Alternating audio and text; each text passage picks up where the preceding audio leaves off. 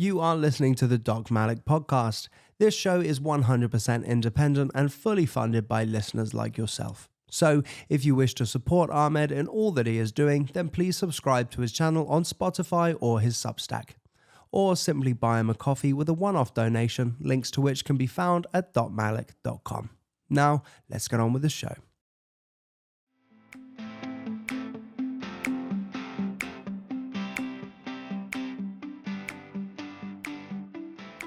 Dude, put that wine glass back into your hand. You need to. The look is just great. I love the fact you've got your shirt, opened up, your bare chest. I mean, I've got a rug here. I'm a real man. I'm a real man. I've got hair, right? I've got.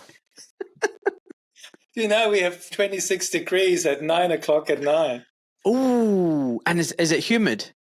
Oh yeah, I'm sweating. I actually thought I'd jump into the pool before I start, but no, it's too late for that. Do you want to hear something really funny? Look at this. I don't know if you can tell. No. Okay. It's not. Look. I don't know if you can tell. I get the vibe. I am too sexy for your podcast. Oh, 100%. You just need to say that in a slightly more lyrical fashion. But I don't know if you can see. Down here, I'm moving. There's a radiator. I've got my radiator on. I've got my hands resting on the radiator. My hands are freezing. I've just been outside in the garden clearing out the chicken coop. And honestly, my hands are frozen. I had to run it underneath the hot tap. So look what the difference is like. Out here, I'm freezing, and out there, you're boiling. Isn't that incredible? Worlds apart. Worlds apart, man. Worlds apart. But that's the only thing that's apart. Otherwise, we're brothers from a different mother. Absolutely. Yeah, no. There's also the fact that you're just not very good at tech either. I'm terrible. Now, you wouldn't believe this, but I used to program that shit. I used to work as a programmer. But that was when we still had ASCII codes and a black screen, and you're too young for that.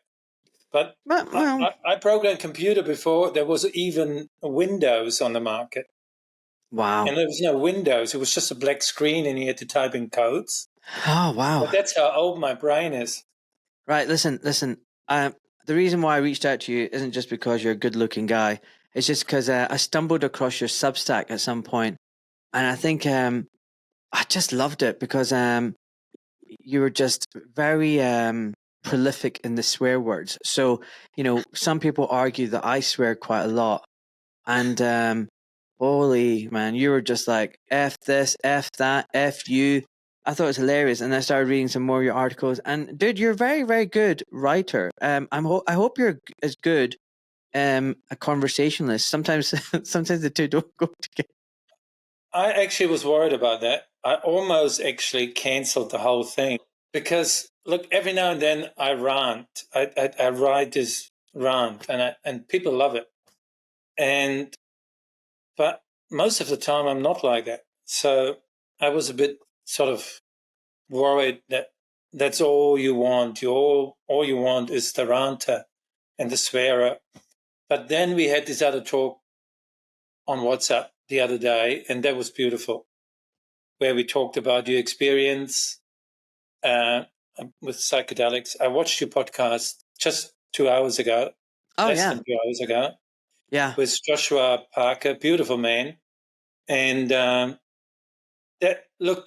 before I got into psychedelics, I read so much stuff about it. But this podcast will be my go-to resource now to send people who are thinking about doing it. Because it's a beautiful podcast. It's behind a paywall, so they have to sign up. Well, that's even better for you. It doesn't matter. So, yeah. I mean, what it's 11 Australian dollars or something like that.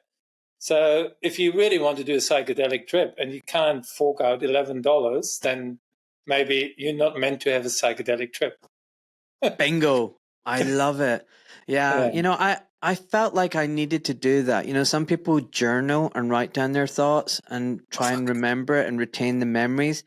But I just felt it was really important that I had that conversation with Josh and we just share our thoughts. And I'm so lucky, he's just around the corner from me.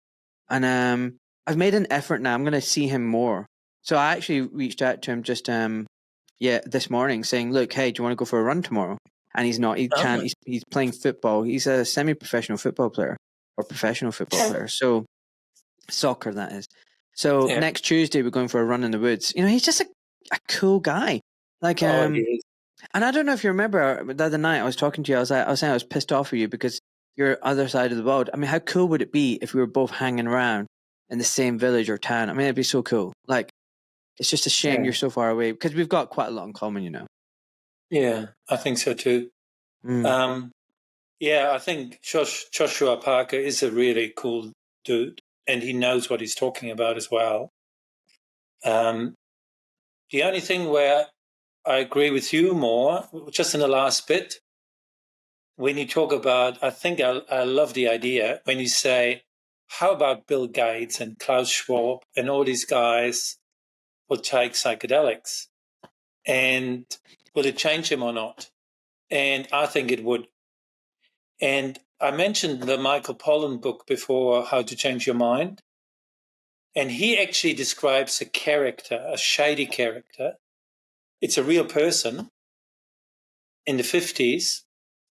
And it seems like he worked for the CIA, but somehow he ended up with a suitcase of LSD. I don't know how many thousands of tablets. And he tries it himself, and he gets that whole change. And then he makes it a mission to meet all these important people and give them LSD. So it's in the Michael Pollan book. Wow. And I think these molecules or substances, they have the potential to change the world. I'm convinced of that. Yeah, well, I don't know much about LSD. The only thing about that is it's not natural. I prefer plant medicines. I just prefer that. It's in nature. Human beings have been, there's been a relationship with them for hundreds of thousands of years. So I think the plant medicines, for sure, 100%. And I was thinking about this like a psychopath mitigation strategy. Like, how do you deal with a psychopath? I think, the CIA used, these psychedelics to mind control people and indoctrinate them and brainwash them and make them into Manchurian candidates.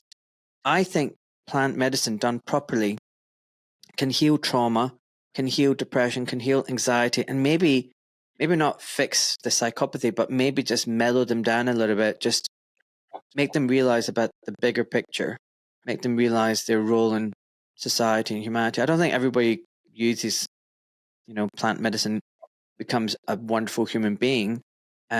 Joshua talks about you doing the work and integration, and that means after the experience, how do you learn from that and how do you grow from it? And the reality is, some people will come out of that experience and it will change their lives for the positive forever. Some people will come out of it and not really take home the message and not integrate it into their lives. So he talked about that afterwards, and I really agree that's really important, the integration, like learning the lesson and adopting it and making that change.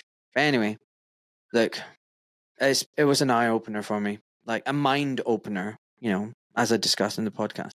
But anyway, let's talk about some of your recent writings. I mean, one of the things that I like, I made some notes, and what I like about what you're talking about is the fact that you're just saying, beware of the egos and the truth and freedom movement.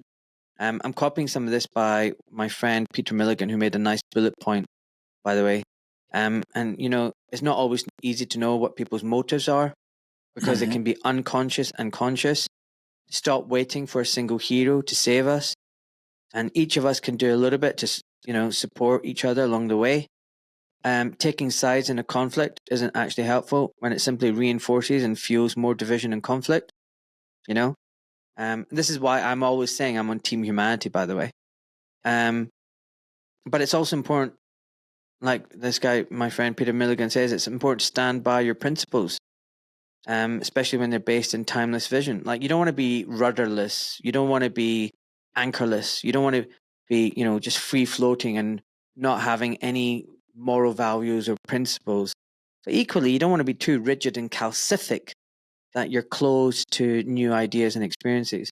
Do you think that's a reasonable reflection of what you're trying to get across? Yeah, I think it is. All right, let's wrap up the podcast then. Pardon? Let's wrap up the podcast then. Yeah.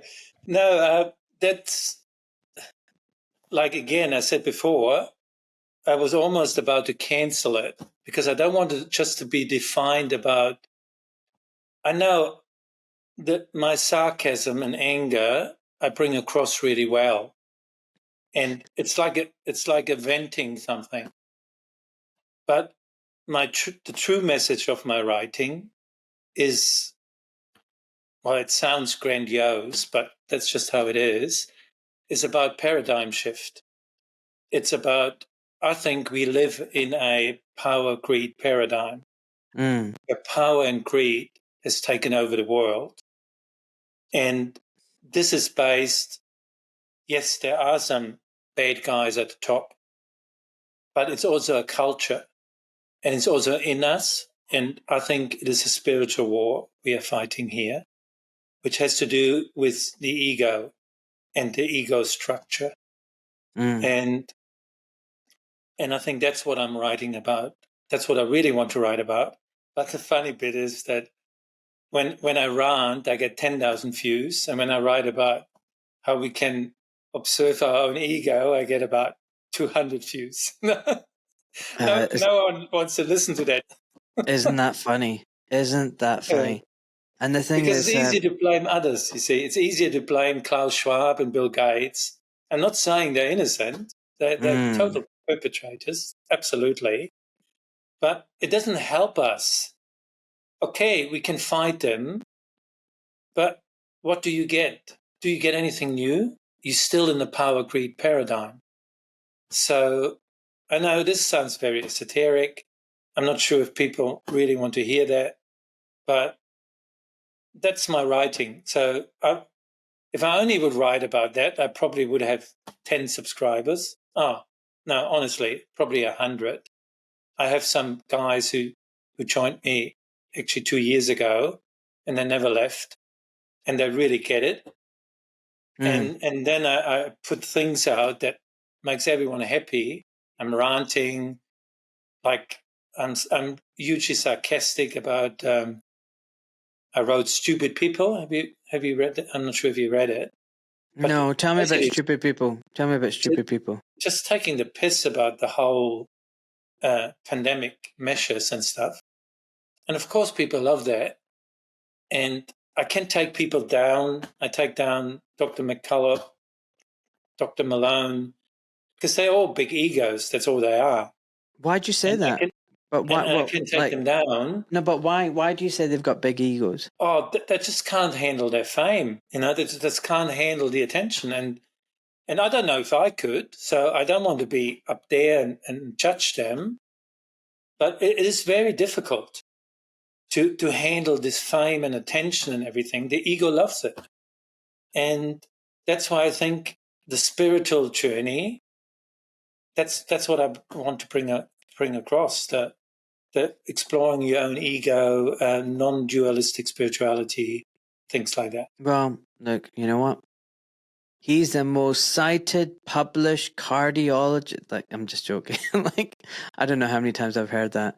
Yeah. And, the sad reality is, Marcus, for a lot of people, they get very impressed by that. Yeah. But when you're like me, a doctor who was in the system, who took part in research and worked for professors, I know exactly how the game works. And it's not what you think.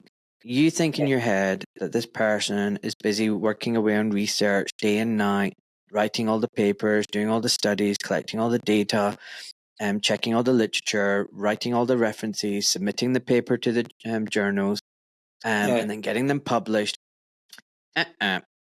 Probably what they do is they get manuscript thrown in front of their face and they go, oh, okay, can you please put your name to it so we can get it published? And it's like, great, then it gets published. Or they have people working on projects and they go, oh, we'd love you to have a look at this manuscript and edit it for us, and your name will go in the paper. Or you've got research fellows working in a department, doing the work, doing the data harvesting, collecting information. And then, again, they've got a supervisor who just checks your data and stuff like that. So a lot of these people who get right to the top, professors and people who are really published quite a lot, they've actually done hardly any of the donkey work, any of the groundwork. Sometimes it's not even their idea. They've just piggybacked onto it, or they've just done some supervision work on it. And then because they've got a name, other people want to use their name because it gives more, importance to their paper because that name's on that paper. So there's a game that's being played, if that makes sense.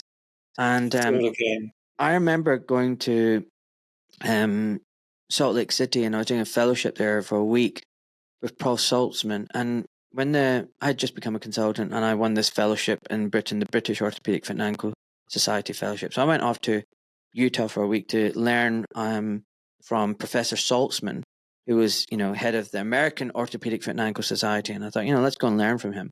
And while I was there was a kind of like passing out parade of their interns. And they had a famous surgeon called Dr. Pravitsy. I think he came from Philadelphia. And Dr. Pravitsy gave this speech to the Salt Lake City orthopedic residents who've just graduated. And I loved it. It was about the 10 Commandments or something. And one of the points he made was, guys, you need to figure out, guys and girls, you need to figure out what is it you want to achieve? Because, is it you want to publish the most and become, very well-known academic and a professor? Do you want to go around the circuit and lecture at all the scientific meetings and have this amazing reputation? Do you want a massive private practice and you earn a ton of money? Do you want to be, the head of the American Orthopedic Foot and Ankle Society meeting, the society, or the American Academy of Surgeons? Like, do you want to be a political person? Do you want to have a beautiful family and, a loving wife? And everyone's like, yeah, and like, you want all of them, don't you? And everyone's nodding their heads, and he goes, you're lucky if you're going to get 2. So decide which 2 are the ones that you care about, because you can't have it all. And in my life, in my experience, I've found that people pick the money, they pick the fame, they pick the glory, and they don't pick the family. Now, I can tell you, when you're on your deathbed and you're lying there with your last few breaths and you've got your loved ones around you, you aren't going to think, I should have published more papers. Oh, why did I not become the president of this society? Oh, I wish I had a bigger private practice. You'll be thinking, why did I not spend more time with these people? And then what I would say to you is, don't wait until your deathbed to do something about it. Do it now. Choose wisely which one of those things you want. So anyway, going back, when I hear of people who are out lecturing and researching and doing this and doing that and blah, blah, blah, doesn't impress me, man. Doesn't impress me. Sadly, for most people out there in the world, they go, ooh, wow. To me, it means jack. Ahmed, you're 1 in a million. You're 1 in a million, truly. What did I say? Because, and that's why you're so important, because you come from, it from inside. That's why you're so important. You know the medical system from inside. You know how corrupted it is. And it was before COVID. Yeah. I don't remember exactly where I learned that about you, but there was something about, in one of your podcasts, where you said that you actually saw too many clients and you were told off for being too efficient and seeing too many clients. I mean, when I heard that, I thought, yeah, it's the whole house is rotten. Yeah, so rotten. But I mean, there's people saying this for decades, but someone that comes from inside who was successful, that's the person the people will believe. And that's why you are so important. And I'm so glad that you did this mushroom trip, because it was epic. Because on it is a spiritual trip. It's a spiritual war, not a spiritual trip, spiritual war. And yeah. And So it's not. how are you doing? Are you progressing with your? How is your podcast doing and everything? Are you happy, or do you feel it's going well? Yeah, I think it's going Yeah, well. It's a I good think question. you have immense talent. I'm not saying that to please you, but just what I saw today, because it's just natural. You walking your talk, and I'm really warming up to your podcasts. I really do. Oh, thanks, man. Do you know, it's a shame that you're not here in person because, Marcus, it's very different when it's in person. You know, when Josh is sitting opposite me, I can Oh, of feel course. his energy. I can feel the Yeah. energy. It's just, even now, like there's a tiny lag between us. So even Yeah. that 0.5 seconds, it makes conversation a little bit difficult. You have to work really hard. When you're Yeah. literally there in front of the other person, you see the body language, the smiling, and Absolutely. the little, it is magical. One day you'll be here in the studio. Or maybe you come back to Australia and I show you and give you a better experience than he had at the Northern Beaches, because he didn't like the Northern Beaches. Well, Yeah. we have 500 k's north of Sydney, and in a small community, beautiful lagoon. It would be lovely with your kids. How old are you kids? 9, 7, and 5. Yeah. So yeah, And we have a pool. Oh, it would be lovely. one But day. yeah, let's just see what life throws at us. Yeah. Well, it's funny you should say what you just said a few minutes ago, because I just want to show you something. Yeah, I was thinking about this the other day. So I posted it on X, and I said, as far as I know, I'm the only doctor out of some 300,000 registered medical doctors in the UK Oh who yeah, I saw that. voluntarily returned his license to the GMC. And, because a lot of doctors were investigated, suspended, fought to maintain their license, were struck off and disgraced. I actually just went, just take it. Just take it. I'm done with you. I'm now a podcaster. Yeah. One out of 300,000. I was like, wow. Like, that makes me different. That makes me special. And Yeah. before the mushroom trip, I would have not cared about that. The imposter syndrome was Yeah. in me. But you heard the podcast. It was very healing. It's very healing. And now Oh, look, now I'm like owning it. I'm like, yeah, man, I'm one in 300,000. I'm one in a million. you one in a million. I'm one in a million. Ahmed, when I heard you on the podcast, what you went through, and I thought, fuck me. I actually split that up over 10 individual sessions, what you did in one session. Because I didn't have, look, I promise you, if I get to the UK, I will do a retreat with Josh. I will definitely do that. I say Josh because my son's name is Josh, so Joshua. Because I always had to be self-guided. I don't know anyone. And maybe Joshua Parker does know someone in Australia that does like guided retreats. But I definitely would do one in the UK. Well, he's doing one in Morocco as well. It's going to be absolutely stunning. And I'm happy to be a space holder. Next time I've told him I'd love to come out. I'm not keen on desperately jumping in and doing it more. Again, I mean, the dose that I was given was actually quite high. Like it was 2-3 times the normal potency. So I went on a proper hero dose, and it was tough, mate. I would not recommend doing that on your own for sure. And I never would do that. dude, it was never. yeah, it was something. And the thing is, you're talking about the leaders, right? The Bill Gates, the Fauci's, the WF, Klaus Schwab. The thing is, and we talk about the egos amongst the freedom movement. The thing is, the trip really, you go through ego death. Like you die, you literally die. I died and was reborn, like cycle after cycle, and part of that is killing the ego, and the ego in me was thinking I didn't have an ego, if that makes any sense. Of course. And I think the system, the medicine was like, all right, okay, all right.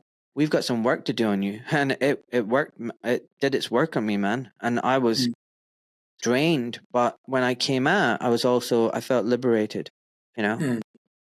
I think, people don't really understand unless they've gone through it. I didn't think this podcast would be talking about this, by the way. Well, you are the host, so you decide. I can talk about psychedelics all night long. I love them. It changed my life for the better. And sometimes, actually, talking about Elon Musk, I'm still in two minds about Elon Musk. One part of me thinks he's just a transhumanist guy. Yeah. In bed with the WEF and so on. But one part of me, probably a hopeful part, thinks maybe he had a psychedelic trip with Joe Rogan. And that's why he flipped. But, I mean, that's just speculation. But what I actually want to add is I tried mushrooms too, and I tried many other psychedelic drugs. There is this discussion about what's natural, what's pharmaceutical. And some are this way, some are other way. Like, I actually personally don't feel there's a big difference between LSD or mushrooms. And half of the discussion cohort thinks like me, the other half thinks like, no, it has to be natural. I think it's down to the molecule, and it's just so powerful. It's really powerful. Right. Well, can I just show you something?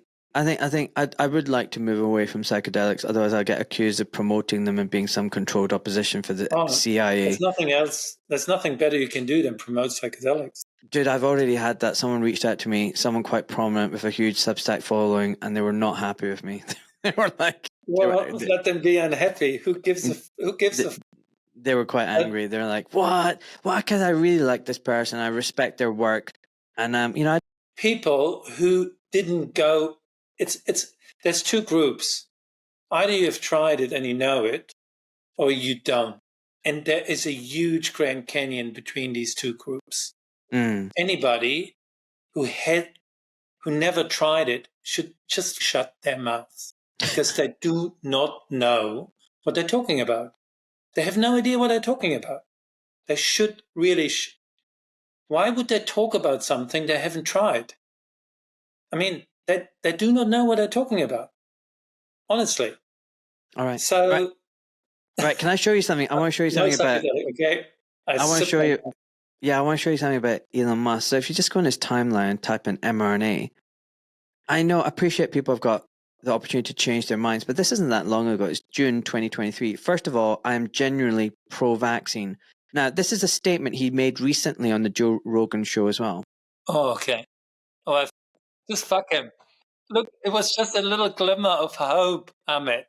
A little glimmer of wishful thinking that this guy maybe saves the world because he psychedelics. So if he says that, just fuck him. So basically, he goes, and he said this on Joe Rogan just recently, literally a few weeks ago. He goes, I'm pro-vaccine, right? I've been vaccinated against pretty much everything, as have my kids. Second, I think there is tremendous promise in synthetic mRNA. It is like medicine going from analog to digital. Just hold that thought in your head, right? Then, this will make some people upset, but I need to emphasize that accelerating synthetic mRNA technology was another silver lining. What? Sorry, what? Sorry, what? It is a revolution in medicine, like going from analog to digital. So, sorry, what? Can you just repeat that one more time? The COVID mRNA vaccine dosage level was too high, and having a zillion booster shots was idiotic, causing more harm than good, in my opinion. But I am convinced that synthetic mRNA is the surest path to curing cancer, amongst other things. Oh, fuck me. Are we seeing this now? Do you understand why I am concerned about this? So, it's just worrying, dude. You showed me all I need to see. Now, Look, here's This another is one. ridiculous. March 13. May 21, synthetic mRNA has incredible potential for curing cancer. Synthetic mRNA does have potential to cure cancer.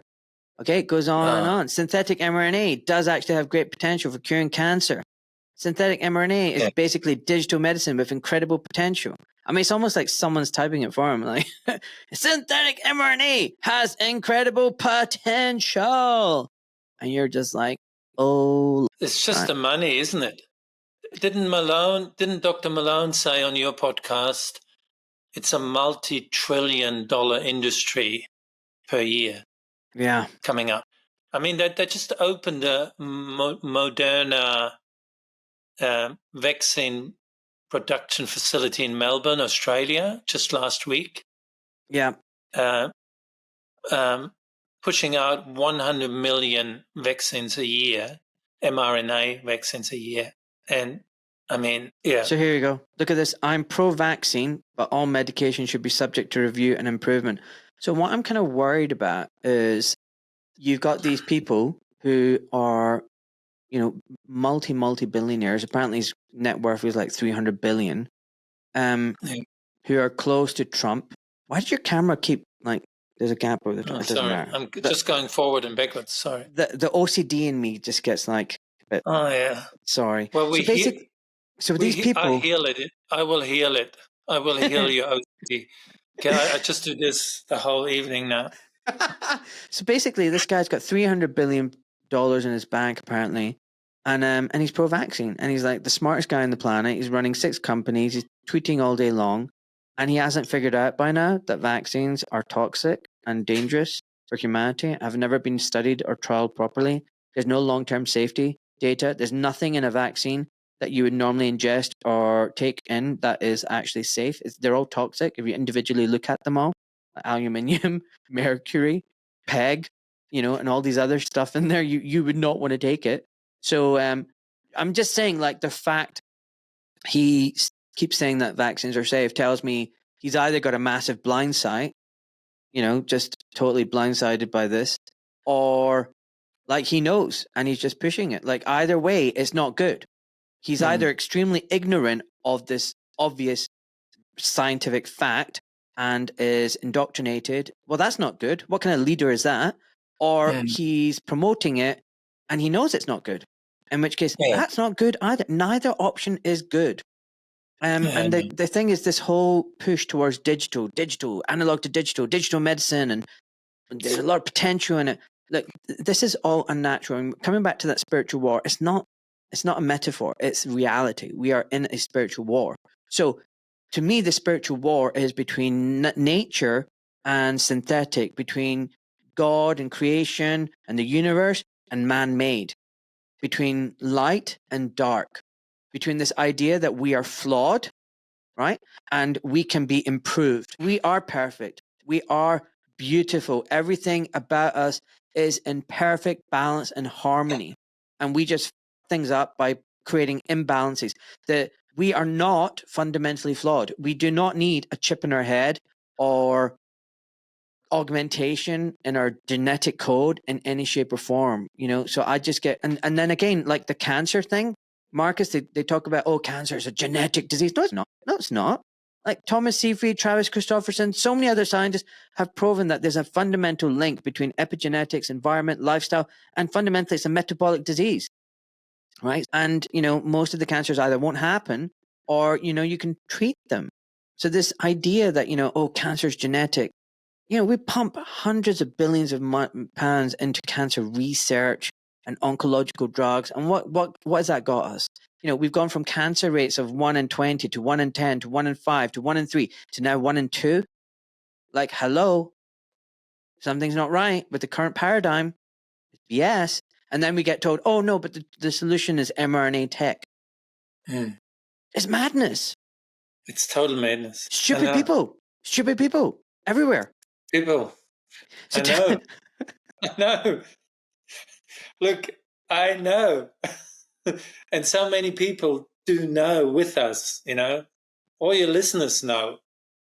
And there's more people that know that than people that don't know that.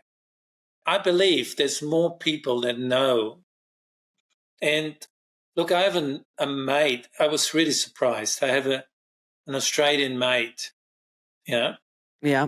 and he's quite conservative. He's an outdoory guy. He has a 4-wheel drive, and he goes bush, and he's white, and he's conservative. And man, I've been talking to him about these vaccines. I don't know for how long, and he just wouldn't take anything. And no, he wouldn't take my word. He would just go booster after booster after booster. I think he had COVID 5 times. I didn't take anything. I had it one day. So he's still a good mate, because I also look at people, not only because the brainwashing is intense, but so I never cut ties with him, despite him being opposite, because he's still a good mate. He's still a good person. But the other day, man, I couldn't believe it. He talked about conspiracy shit that would have been censored 2 years ago. And he thought, I see there's a change in the normal population. And that gave me hope. So people are not as stupid as we think, Maybe they take a little bit longer, but there is hope out there. And right. Markus, you know what? Can I just say something? You've got such a funny different persona to your Substack. I'm crazy. In your Substack, yeah, I mean, you just let go, man. You just go, why is everyone so stupid? I love this. So like, tell me about this. Why do you think people you genuinely don't mean they're stupid. I mean, look, the way I look at it is I can be quite out there, right? And so for example, in my head originally I thought I'm going to be very, very logical, scientific, reasonable, and normally people will accept what I'm saying. But it was one day when I was visiting my in-laws, and I was sitting down at the table, and someone came in to my father-in-law's house, and I was chatting while my father-in-law was getting ready, and this person's like, "What do you do?" And my father-in-law just came in at that point. And I went, "Oh, yeah, that's difficult to explain." And this person was a doctor by this other person that I don't know. And I was like, "Yeah, I used to be an orthopedic surgeon, consultant surgeon." And they were like, "What? You used to be? So what do you do now?" I went, "Yeah, I'm a podcaster." And they're like, "What?" Like, it's the most extreme, like, weird thing you could say. And then, "What's the podcast about?"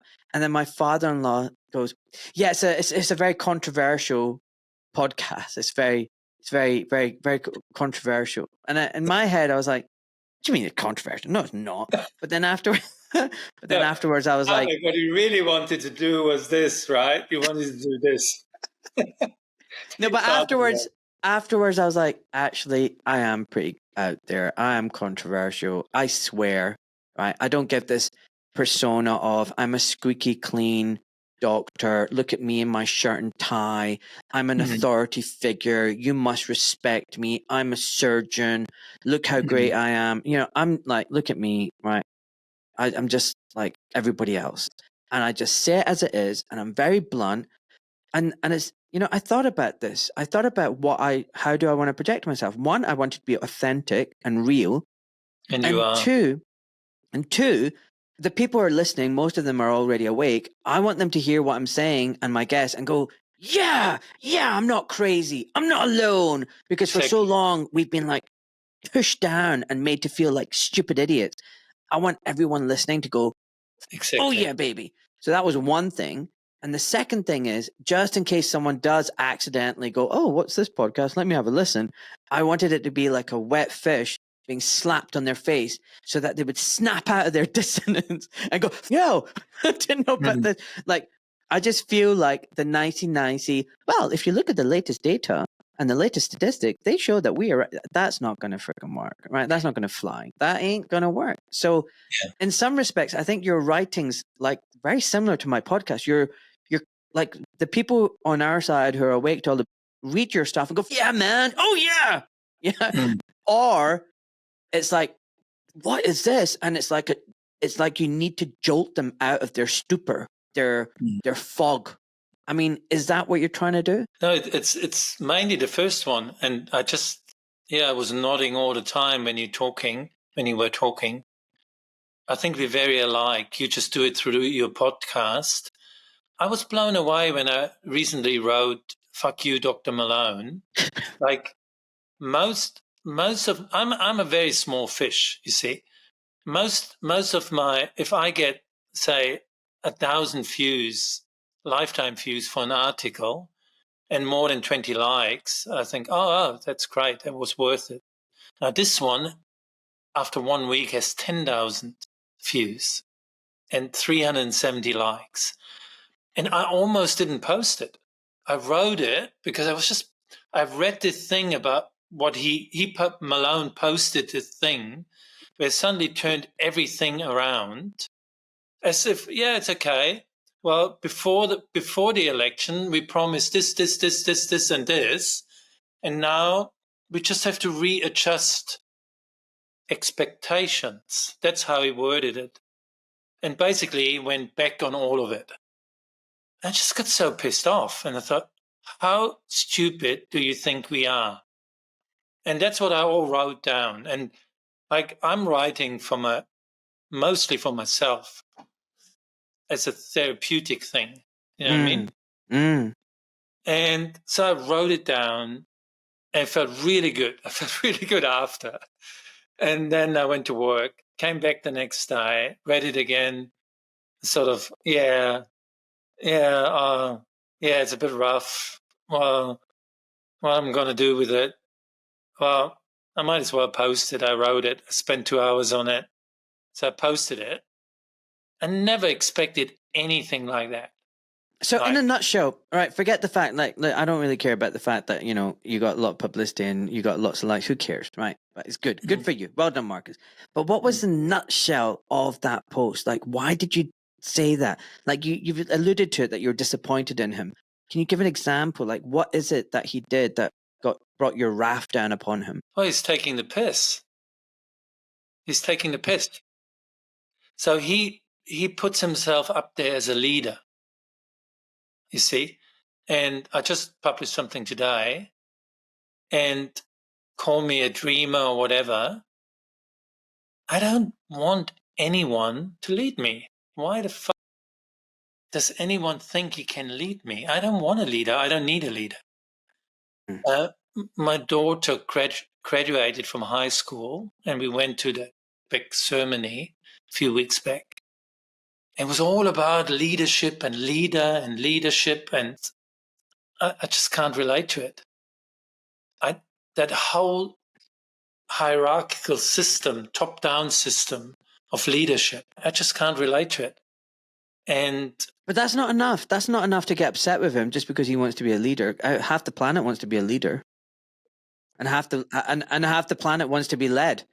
So, like, yeah. The other thing that upsets me about him, obviously, he is a very knowledgeable man. He knows a lot of stuff, and he is well connected. He knows a lot of people, but he has zero. It almost seems zero knowledge about himself. And that's the problem with all our leaders. Like, I'm picking on Malone at the moment, but I published something today and I said, look, this is not about Malone. It's just one. We can bring him down and another one takes his place. It's the whole culture of leadership where we have leaders that don't know who they really are. They don't have a spiritual connection. They don't really work for the people. They work for themselves. They have ideas about what would be better for the people, like all the politicians, but that's just their ideas. They're not really tuned in. You know, they're not really working for the people. That's my sense. Yeah, I think you're right. But if you look at leaderships just in business and medicine and politics, the people who gravitate to the top are a certain type of people, and they tend to be psychopaths. They tend to be ruthless. They tend to, it's all about them, money, power, control. So Yeah. I think psychopathy isn't just about individuals. It's about corporations. It's about institutions, organizations. It's a culture. You can create It's a a culture. culture. You can create a society of psychopaths. You can, like, the Yeah. country and the value system is based on it. You can, like, people can become psychopathic, just, it's not something I think is just, I think there's some people who are born into it and are hardwired that way, but I think you can fall into it as well, if you're not careful, Yeah. because of the culture. And the problem is, the system rewards these people. And, I always think the people who should be put into leadership positions, it should be like a burden for them. Like, they can't wait to let go of it. Like, they want to relinquish that position. And the people who are appointed into so-called leadership positions are the ones that are kicking and dragging their heels. Like, they don't want to go. They don't want to be there. Like, they're the ones that we should appoint as leaders. The ones that don't want to be leaders, and the ones that take it as a responsibility, as a duty, do it, and can't wait to get out. The problem is, we've got people who can't wait to get into leadership positions. And when they get into those positions, they don't want to let it go. And they want to hold on to power and control and money. And it's all about them. And it's not a burden at all. It's like, woohoo, it's like opportunity, cha-ching, ching, or whatever else. So, like, like you said, the whole paradigm has to be shifted. Yeah. I think in the past, like, monarchy, like, I'm not an advocate of monarchy. I'm just saying it lasted for centuries, millennia, in different countries and societies and civilizations. Because I think actually, when they did appoint a monarch, it's not quite probably what the way it's portrayed in Western media and culture. Extravagance and this. I bet it was some dude who really didn't want to be king, who was told, right, you need to make the decisions and you need to be, this responsibility. And he's like, oh, I just want to go out and hunt and have sex. And they're like, no, you've got to sit here and you're going to listen to all these people complain and moan. And you're going to have to judge and you have to be wise and you have to be responsible and you have to look after all the people. It's a burden. And it was like I think those kind of leadership positions where you're a chieftain or tribal leader, it was positions of leadership and responsibility. It was a sacrifice that you did. And if you stepped out of line, people came with swords and axes and chopped your head off. It was not a great place to be. But now leadership is like, it's great. Everybody wants to be there at the top. It's about how you can cream off the system, exploit the masses, enrich yourself. It's all about exploitation. It's quite sad, actually. It turned into a career path, and I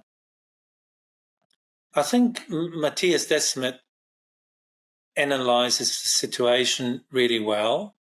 I think a lot of it is based in the rationalist, materialistic worldview. And I mean, that's basically also the basis of the WEF, and like all we are is hackable animals, and I think again we come back. It's a spiritual war, and you just experienced it in your mushroom trip. That love is actually what holds everything together, isn't it? Yeah. I had a similar experience once. It was with MDMA, but if you experience that, you just know that everything else is just moving deck chairs on the Titanic, because without that love, nothing really matters. Everything is just meaningless if you don't put any love in it. And that's how the whole culture and world sort of. That's what the transhuman philosophy is all about, and postmodernism philosophy. Oh, it's just stories. We can change just the stories. That's all we have to do. But there is a reality, a deeper reality at the bottom of all this. And through that materialistic rationalism and scientific approach, we totally lost touch to that. And I think that's at the core of this cultural decline. And the good news is, I think, is that it can be changed with a grassroots movement. So I already changed. I don't live my life like those people up there want us to live our lives. And I know many of my readers don't do that. So, What do you mean? Can you explain? well, basically, what they want us to do, they just see us basically, because it's a power greed paradigm. The top of our leaders live in a power, their leads live in a power greed paradigm. So all we are is cattle. We're basically cattle for them. So what they want us to do is Is this, to by the way, work. is this what you mean by how to starve the elites to death spiritually and find Yes, peace within? exactly. All right, good. Explain this. Expand on this, Yeah. please. So all I want us to do is to work really hard and consume really hard. Because if we work hard, we pay a lot of taxes. They already own the states, the bureaucracy. I mean, a lot of their wealth, their leads create a lot of wealth through, like the pandemic was the best example, through tax-funded programs like the pandemic. I mean, trillions. Oxfam put out a study. How many, I don't know, I forgot, $15 trillion were moved from the people to their leads during the pandemic because it's a tax-funded system. Australia bought 250 million doses of vaccines for 26 million people. Wow. 10 vaccines for each person in the whole country. Half of them been thrown out now because they expired. It was in the news. No one gives a shit about it. Those bureaucrats who did it and those who were in that committee, like Professor Jane Horton, she was the CEVI SEBI, the Bill Gates Sippy, yeah. SEBI NGO chair. She was called back to Australia to run the pandemic response. And she, closely linked to Bill Gates and all the pharmaceutical company producing vaccines, she bought 250 million vaccines for 26 million Australians. I mean, if you want corruption, obvious corruption, I mean, it doesn't get more obvious than that. It was printed all over the papers here in Australia. Everyone knows about it. The papers printed it, but no one says, well, why is no one held accountable for this? So billions of dollars were spent from taxpayers' money to buy these vaccines, and more than half of them were kicked out. So that's just one example.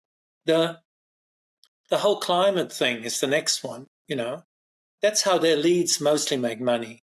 So they want us to work hard and consume hard because that's how they get rich. So how do we stop them? By not playing the game. That's what I mean with non-participation in that system. I think it's too late to fight them, to be honest.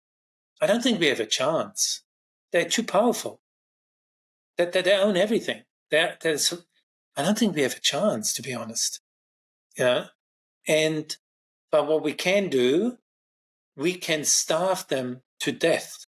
And this idea came in the late 80s. I still lived in Germany, and that's when the Berlin Wall came down. And that actually happened quite suddenly. It was a bit of a surprise. So that big communist surveillance state, which ruled them for 30 years, just came tumbling down. So how did that happen? There was no bloody revolution. People didn't fight in the streets. There wasn't a demonstration. The people of East Germany starved the system to death. So shortly after the wall came down, 6-7 months later, I lived in South Germany. The East Germans, as soon as the wall came down, they just left. They just all went west. They didn't trust it. So a lot of people came in on their Trabis, that's the cars, really crap old cars, Soviet Union cars. Anyway, I talked to them. And so I made friends with some of them, and that's what they told me. And I asked them, so how was life? Why did it come down? And they said, look, it was like we lived in two societies. There was the official society, the Communist Party society, all the state-owned factories, and yes, we had to turn up for work, but you just pretended to work. You just did just the absolute minimum to not basically get punished. And whenever you could, you stole something from the factories. They were stealing from the state-owned factories left and right, because there was a second below the surface society where the real people lived. And they started trading. So they stole. And for example, if you had a car, which was a privilege in East Germany, and something broke down and you went to an official workshop, the waiting time was about 2 years before your car was repaired. That's how bad the system was. So, but they didn't go to the official workshops anymore. They just did it. So people stole parts and everyone talked to everyone. And that was before internet and apps and everything and phones. They managed. And so this cousin of that cousin had a part and he knew a mechanic. So the people started talking and dealing with the shit themselves. They didn't rely on the state at all because the state was extremely corrupt. So within a few months, the car was fixed because it all happened on the black market.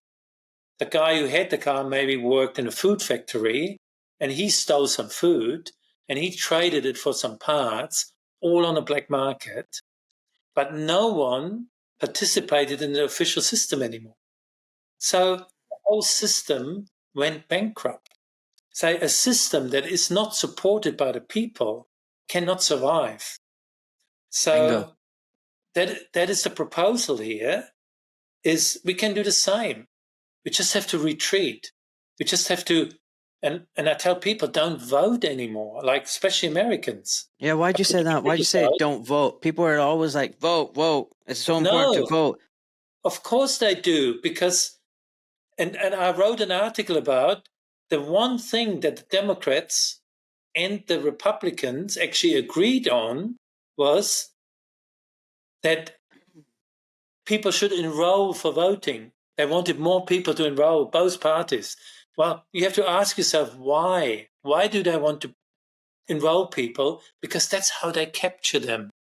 So as soon as they enroll, they either go Democrats or Republic, but that's how they manage people. And then they put them in boxes. So that the standard Republic is pro-weapons, maybe anti-vaccine, anti-abortion, or whatever. But that's not the reality. There is people that could be pro-weapon, but pro-abortion. Why not?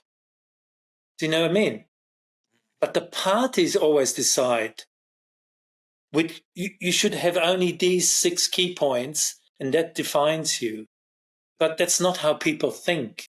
But also, they're fighting over these little things when the bigger, more important things aren't being discussed, and whoever is in power still is carrying on with that agenda. So you just start bickering and fighting over the scraps that they allow you to fight over, thinking, oh yeah, we're making a difference. It's a distraction. They're just distracting permanently. And this whole polarization of the parties exactly serves that purpose. And that's why I tell people, don't vote, because especially in America, but same in Australia, everywhere, all you've been given is 2 bad candidates. Both candidates are not good. It's both candidates. And then they say, yeah, but we have to vote for the lesser evil. Yeah, I hear that all the time. What shit times do we live in? Yes, you vote for the lesser evil. I actually agree that Trump was in that case I think he's an idiot, to be honest, but I think he was the lesser evil to Harris. Yet he's still a bloody billionaire, narcissist, power hungry. Why do people think he would do anything for them? It's just it. And people know that. Many people know that. They're not stupid. But they still think, oh, it's the lesser evil. But that is the trap here. What we have to do is not vote. That's the only power we have. Imagine the confidence of a president that there's only a voting participation of 30%. Imagine a president sitting there knowing 70% of people showed him the middle finger and say, we're not voting in this rigged system. It's a rigged system. I was thinking even higher. But I mean, like, I was just thinking, imagine 95% of people didn't vote. Imagine they went on the news and went, the voter turnout was, record low, 5%. That's the biggest you can ever imagine. We're not playing this game anymore. So I'm totally on board with you. So I'm of the opinion that if voting made a difference, they would never make it legal, right? It'd be illegal. The whole thing is to pacify us into feeling and believing that we have a choice. Oh, look, you voted. See, you didn't like the last people. Now you can vote for these people. Ba-ba. And they want to keep you in the system. They want you at the table gambling and spending your money. They don't want you to get up in disgust and walk away because then they've lost you. They need you playing in the system. So, and it's like a button. They push one button as far as it can go. And the moment they think, oh, this person's about to get up, he's about to walk away, they go, okay, quickly change the dealer. Entice him back, get that lady back in the table. So like, they ran things with Kamala as far as it could.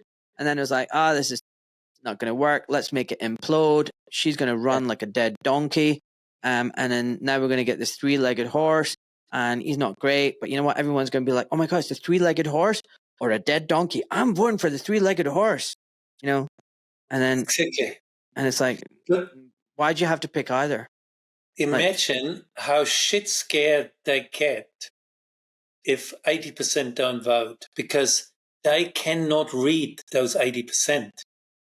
They only can read the Republican voter and that they can read the Democrat voter.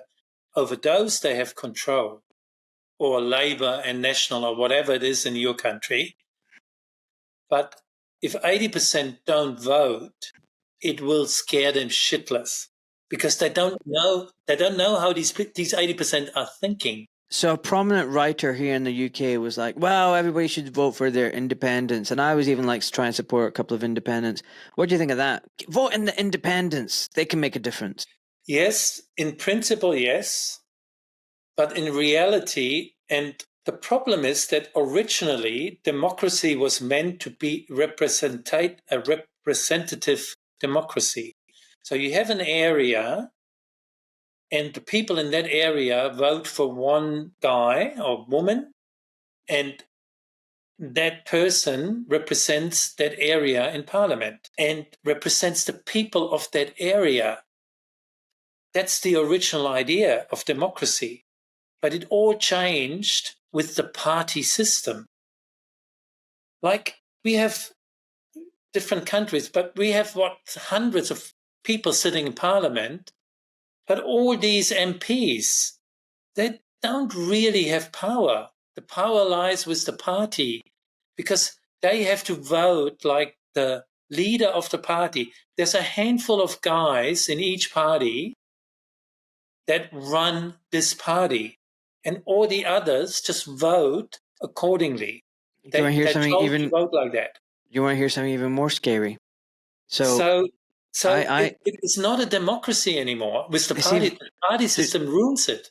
Yeah, it's even more scary. So I saw a clip of advisor to Boris Johnson called Dominic Cummings, and he was like, "Everything's an illusion." He goes, "We have this cabinet style democracy.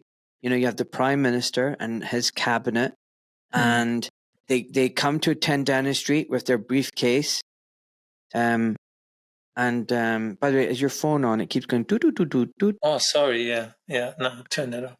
We're becoming a James Delingpole podcast now. It's only a lifeline in case this doesn't work. Yeah. Okay, But I turn it off.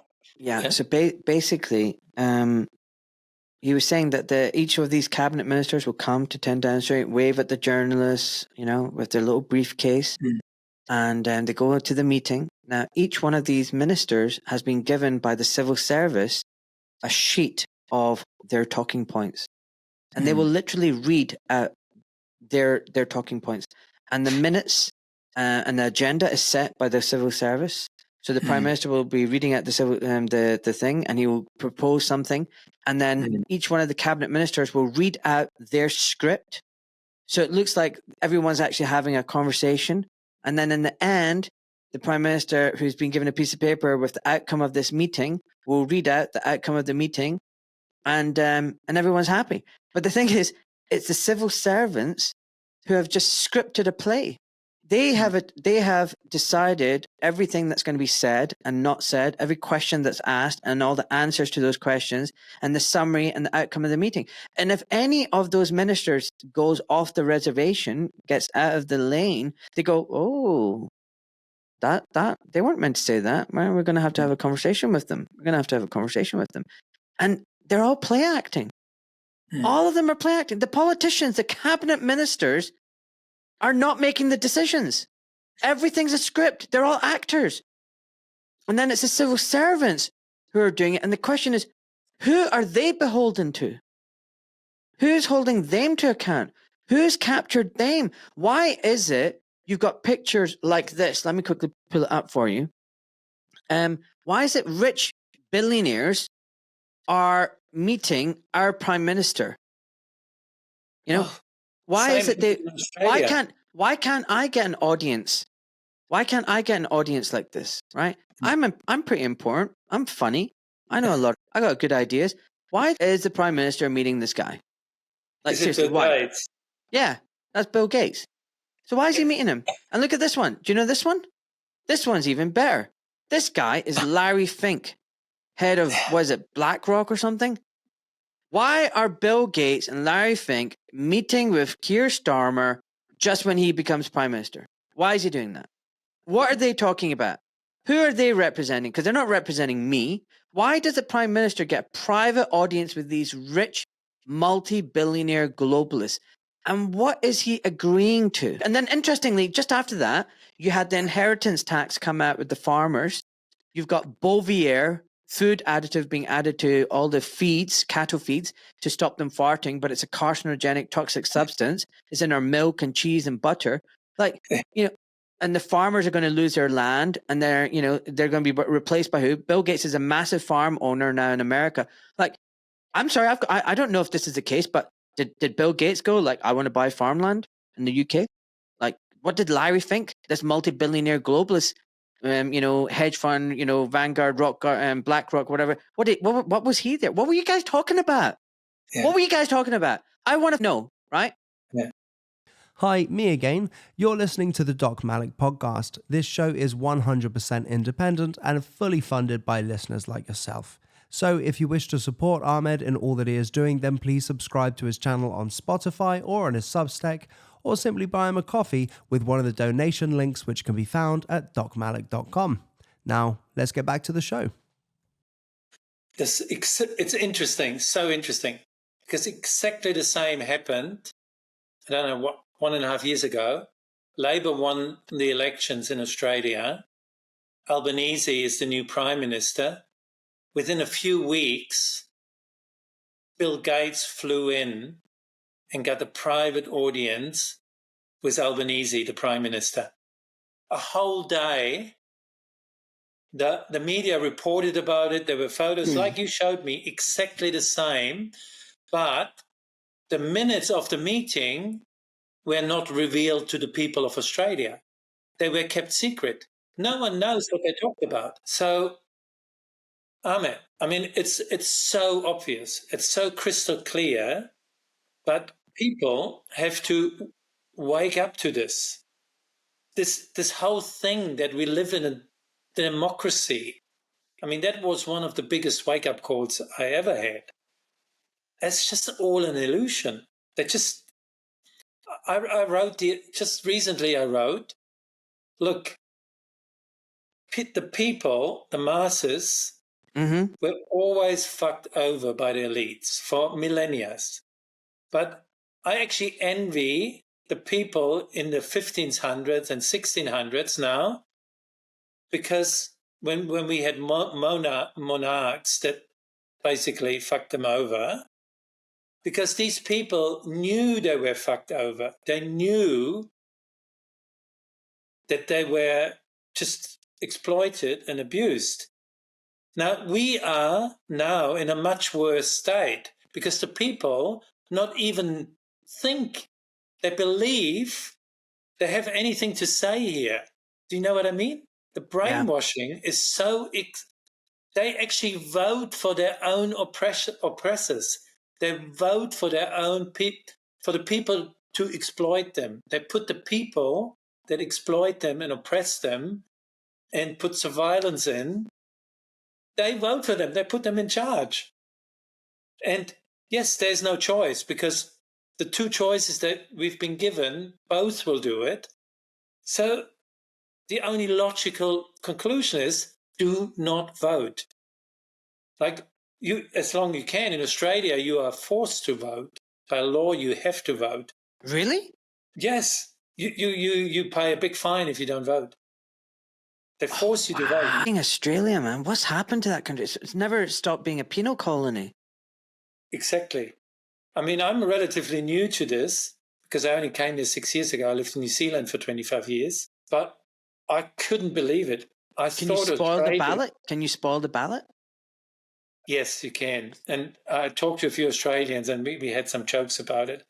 I'd draw dicks on the voting papers. Because I'm saying, imagine again, 90% of the voters spoiled the ballot. I mean, what a statement that would be. Put the middle finger on the voting paper. So yeah, I think either spoil the ballot or don't vote. You know, so I like spoiling the ballot because I have to count it. I have to physically count it and say this ballot was spoiled. You know. Yeah. I mean, I think this is a thing, and I just like you, I keep saying to people, stop waiting for heroes.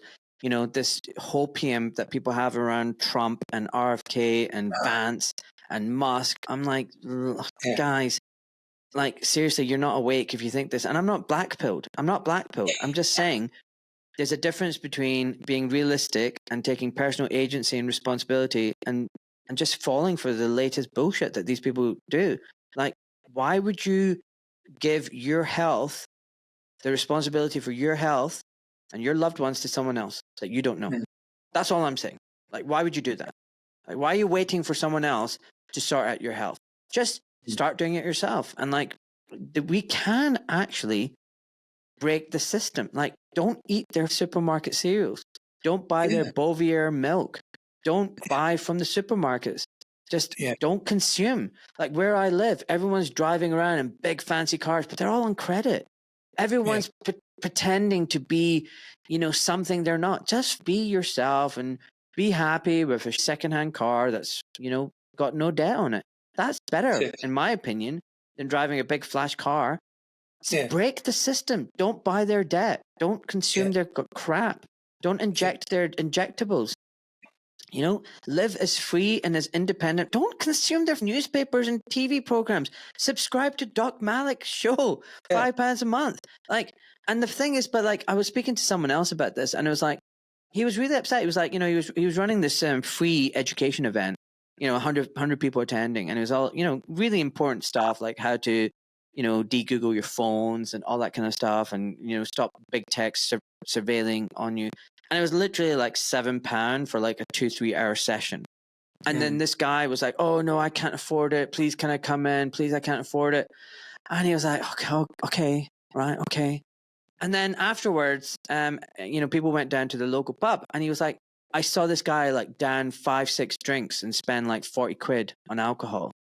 And he didn't have the £7 to pay me, but he had £40 to drink in the pub afterwards. And that he was like, at that point, it was the light bulb moment. He was like, People are not willing to pay a little bit of money for their freedom and for their health and the right food and the right information, but they're willing to buy and consume from the evil master overlords who want them sick and dependent and dumbed down and stupid.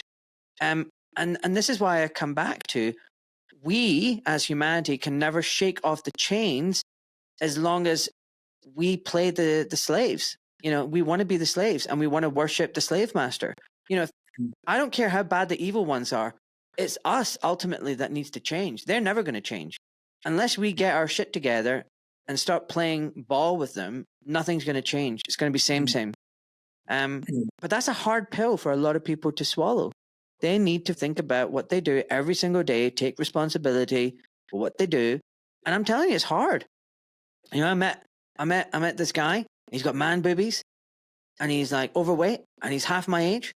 And I'm like, you need to fast. You need to get on a carnivore diet straight away. You need to get off that soy latte that's pumping estrogen into your body, feminizing you, and messing with your head.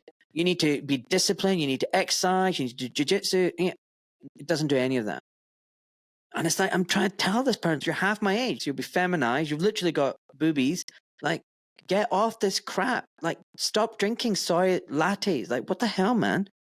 But it's so difficult. And this person is awake, by the way. This is the crazy thing.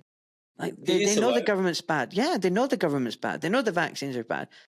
But then on the flip side, then they'll still go to their local coffee shop and buy lattes and soy lattes, vanilla shake, whatever garbage, eat all day long and not exercise and not get out to nature. And do you see what I mean? Like, I just feel like there's so much work to be done, not only in waking up people, but those who think they are awake, whether it's having blind trust in their Messiah or still consuming and feeding the beast of the system. Like, all of us really need to up our game, is what I'm saying. Like we're heading very fast into a seriously dystopian world. The podcast that I did with Richard Jeffs, you probably not heard it yet, but he talks about stakeholder capitalism.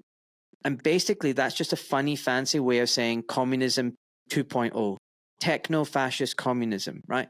What the elites want is they want at the end of consumerism, right? Because look, they have amassed all the resources, all the money, and all the power structures. What they want now is consolidation. And with AI and big tech, much of what they need can be automated, and they really don't need us for very much now.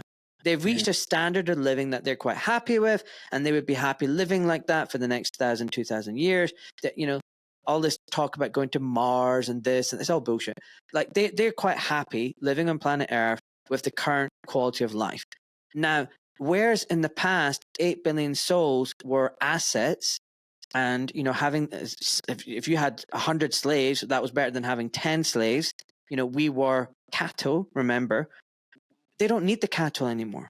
Now, they don't need us to consume anymore. So now we're just a burden now, because we need to be fed. We need to be pacified. We need to make sure that they control us and dumb us down. They can't afford us to rise up against them. There's too many of us. So now they're like, oh, well, we need an age of consolidation. How do we get rid of these guys slowly without them knowing? Well, let's stop them making babies, which I think is the main thing behind the COVID shots and the mRNA tech. Let's get them sicker. Let's get them dying earlier. If you think that's a conspiracy theory, life expectancy has dropped now for the first time. Like, we're not living longer anymore. We're living less than before. That's shocking, by the way. So we're living less long. We're not as fertile. We're producing less. Look, it's a demographic time bomb. It's going just this direction. It's going down, right? And we're also being dumbed down, right? We're being, like, literally, we are being dumbed down. So, the Brave New World, you've got the class of people. So you're going to have this ruling class. Then you're going to have this technocracy class, the managerial bureaucracy that runs the show. And then you're going to have the rest of us, like, literally cattle. So this is what they want. And unless we all wake up, I think we're going to end up in that East Germany scenario. Now, the problem is things have moved on since East Germany. The surveillance is so pervasive. The psychological manipulation and indoctrination and brainwashing is so advanced.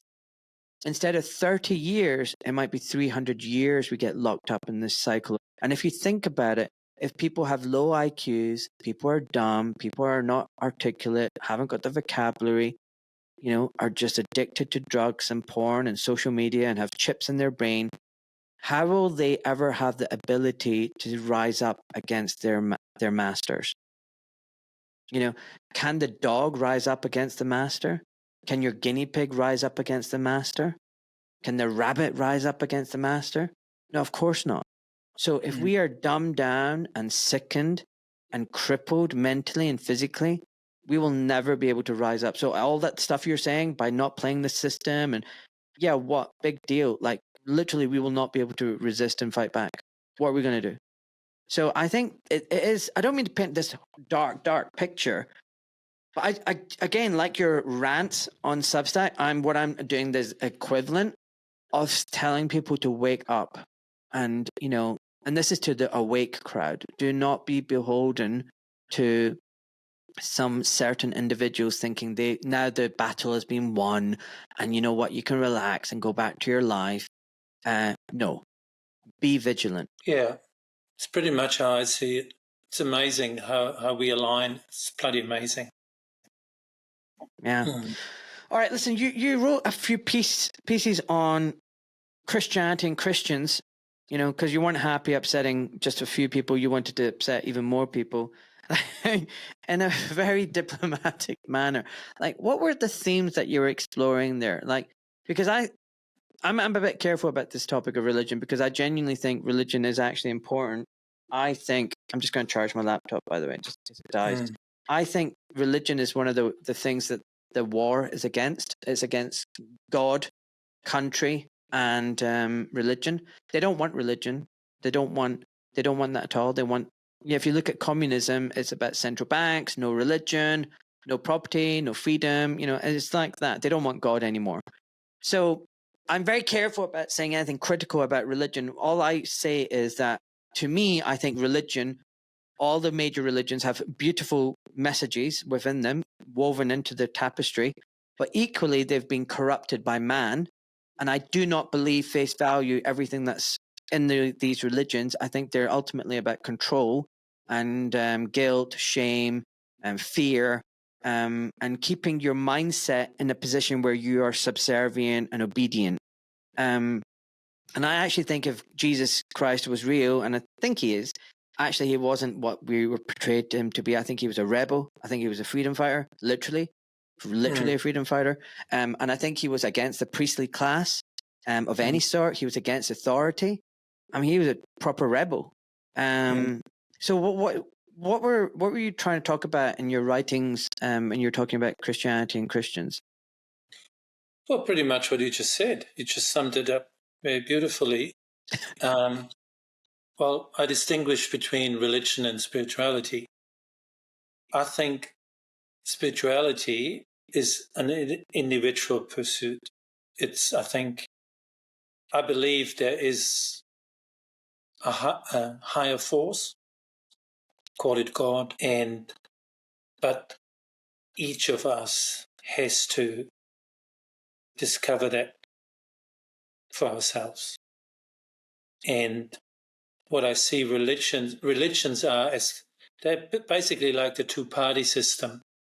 They are captured. They function as a distraction, and I think they deliberately want people to not find their true self. For me, finding the true self, the egoless self, is the same as finding God. I think there's no difference. And people who do that, who find their true self or God, like Jesus, for example, you mentioned Jesus, they are impossible to stop. They are so powerful because they lose all fear. If you find God, if you find your true self, you realize you are actually not that body-mind. You're much more than that. You're spirit, And this body-mind idea is actually the illusion that the Buddhists talk about. And so a truly spiritual person, is always a rebel and is always very dangerous for the ruling class. That's why that's why they invented religions. It's basically like the political parties harness the political movements and dissidents and keep them under control. So do the religions try to keep the true mystics, the people who really find God, under control. And you see the evidence, like in every religion, like Christianity, for example. Have you heard of Meister Eckhart? No. Well, he was a Christian mystic. Well, or John of the Cross, the Dark Night of the Soul. You heard of the Dark Night of the Soul? Nope. It's a poem, an old medieval poem, and it's also often used for when people are saying going through a spiritual crisis. The Dark Night of the Soul. This was done by John of the Cross. Anyway, these are just two examples of Christian mystics who actually went off the script and actually found God. And whenever religious people or higher up find God, then they get get thrown out of the churches, often get killed, get tortured. Like John of the Cross got tortured, arrested by the churches. Even he was one of them. So that's how they deal with the rebel dissidents. It's the same like what they do with C.J. Hopkins at the moment. You know? Yeah. So it's these show trials they do. Yeah. And they do it in a religion as well. And so what really annoys me is I think we all have to stick together. And I'm not against, like, many Christians actually get that. So Christian is such a range of people now. So, I met so many Christians who want nothing to do with the Christian churches. I call them the Jesus lovers, you know, and they go back to the source, to the prophet, basically. Yeah. And I think it's a huge improvement. But they also underestimate, there's still this ego, the spiritual ego in them, where they still call them Christians, and they still claim that annoys me the most is Jesus is the only way to God. They cannot, for the heck of it, understand how divisive this is. Yeah, this I agree. Creates all the problems in the world. Yeah, I agree with that. It's not even needed. I'm a big fan of Jesus. I'm not a Christian. I used to grow up as a Catholic. But I think Jesus did amazing stuff and said amazing things. But I think the Bible is hugely manipulated and weaponized.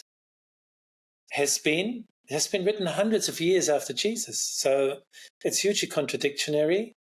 So in my writings, I try to appeal to Christians and say, you have the right instinct, but you have to wake up to the manipulation that's going on in all religions. You know, Yeah, 100%. I'm sure I'm no expert at Islam at all, so I can't talk about it. But I'm sure the same happens there. The same happens in Buddhism. It happens in all the big religions. You know. Yeah. So for me, spirituality is an individual thing.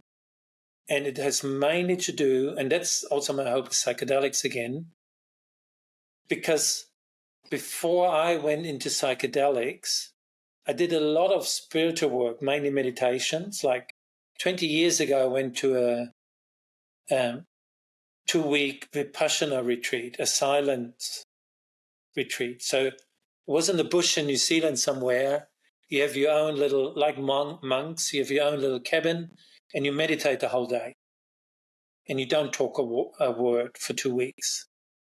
And man, after day 3, it just cracked my whole. You see that there is a kind of barrier between our conscious mind and our unconscious mind. So we keep a lot of stuff oppressed. And doing this retreat was like I was drilling holes into that barrier, and I was flooded with stuff coming from my unconscious. This sounds just like my magic mushroom trip that I talked about in my podcast. And that's where I'm heading to. The layers that you put up. Man, I had experiences which totally matched what I had 20 years later under psychedelics. Wow. So, at the time I called them spiritual awakenings. I had out-of-body experiences. The you talked about, or you experienced, the universal frequency. Yeah. I experienced that right after my Vipassana retreat. I was sitting on a beach, and out of nowhere, I heard that sound, that humming sound. Wow. Coming from beyond the world. I was not on drugs. And the interesting bit, I heard it was my heart. I didn't hear it was my ears. And I was just blown away by it. So that's why I know I had these so-called psychedelic experiences long before I had psychedelics. I had them with spiritual practice and meditations and retreats. Dude, that's so cool. Seriously, that's so cool. When I then discovered psychedelics 20 years later, I thought, wow, I know all this, not all of it. Of course, there were new stuff. There was new stuff. But then I suddenly realized the opportunity these psychedelics, not the opportunity, the potential these psychedelics have for human consciousness. They are, because let's be realistic, it will only be always less than a few % of the population of the world that actually feel the urge to do serious spiritual work. It's a calling. Like, I had no spiritual call. I left the church as soon as I was 18. I thought they're all hypocrites. Yeah. And then I was an atheist for another 20 years. And I thought all this religious, spiritual stuff is just bullshit. I really thought that. I was so much an atheist, all about just making money, living your life. There's no afterlife, nothing. No spiritual gene in my body. That's what I thought. And was about 39 years old. I met a guy, and within weeks, everything changed. Everything changed. So, and I not even liked the guy. It was a German guy. A German vet I met in Wairoa in New Zealand. I don't know how I met him, but we had nothing in common. I don't know. We only talked because we were the only two Germans in the whole community, But he was so different to me. But, I mean, he talked with Joshua about it. There are no coincidences. No. You see? But this guy, which I had nothing in common with, he introduced me to something that did a total 180 in my whole spiritual thing. So he introduced me to my first teacher, my first guru, which was Osho or Bhagwan. And he was one of the biggest rebels ever. People hated him. Have you heard of Bhagwan? Nope. Or Bhagwan, or that was his first name, Indian guru. And he was very, very popular in the 70s. And he infiltrated the whole West. He actually moved to, there's actually a really good Netflix series about him. Anyway. But he wasn't some weird and sex cult business, was he? Well, that's what they made him look like. They always do that. Like, the establishment, they do not want true spirituality. But this guy was the real deal. I think he was an enlightened master. He's an enlightened master. And they're still around. They're everywhere, you know. So, and there's Christian ones as well. There's Muslim ones, you know. There's Sufi ones. They are around. But these spiritual masters are the biggest threat to their elites. What do you think it is that they're saying? I'm guessing now, but I want you to clarify. Is it the fact that they're saying that this existence is not the existence, that this is just a temporal place that we are, that we're spiritual, eternal beings, that God resides within us all, and that do not fall prey to these worldly issues and, you know, pursuits of money and wealth and power and all, you know, we're above that. We are special. We are all special. We are all beautiful. We are all perfect in our own way because we're an image of God. We are part of God. We're part of this much bigger consciousness. And you don't need priesthood. You don't need classhood. You don't need any of that. You don't need anyone. You just need yourself, and you need to believe in yourself. Is that what they're teaching, or is it something completely different? No, you mean the teachers, the gurus? Yeah, what are they teaching? Yeah, that's exactly what they're teaching. All right, cool. Like what we all wake up to, the fakeness, the hypocrisy of the politicians, of the religions, of the priests, of the popes, of the imams. Osho said that all of it. He said that in the late 70s and early 80s. He said all of it. And that's why they had to smear. That's what they always do. There's the same tactics. They smear people. They make them look like they're idiots or fake or whatever. Yeah. And they have the power of the media.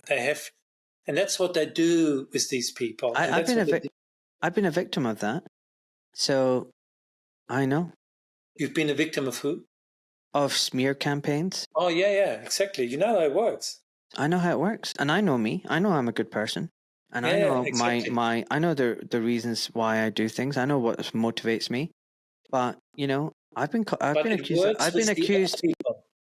accused of so much. It's unbelievable. There's people in the so-called freedom movement who go around saying that I'm a male chauvinist, that I'm derogatory to women. Like, what the fuck? Of course.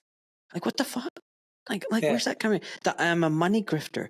I'm a globalist serving agent. That I'm controlled opposition. That, I mean, it just goes on. And I'm just like, what? Like, what? So when I hear of other people being accused of things, I always go, whoa, hold back. How do you know this? How do you know this is true? Because Ahmed Malik, you've been accused of a lot of, and you know in your heart it's all bullshit and people are trying to take you down. How do you know that this other person isn't the same victim of this? Exactly. So I'm like, you know, so I just sit on the fence. I go, okay, I don't know all the information. I'm keeping an open mind. I'm not going to buy into whatever anyone is saying. There's a lot of bad people out there, dude. Like, really, seriously, just and not that's good people. Exactly. And I mean, a very great example was Dr. Wakefield. You know, your podcast with him, where you, when it happened at the time, fully bought into the narrative, you know? Oh, he's the boogeyman. He's the, yeah. Yeah. So we know how powerful this is, and I'm exactly like that.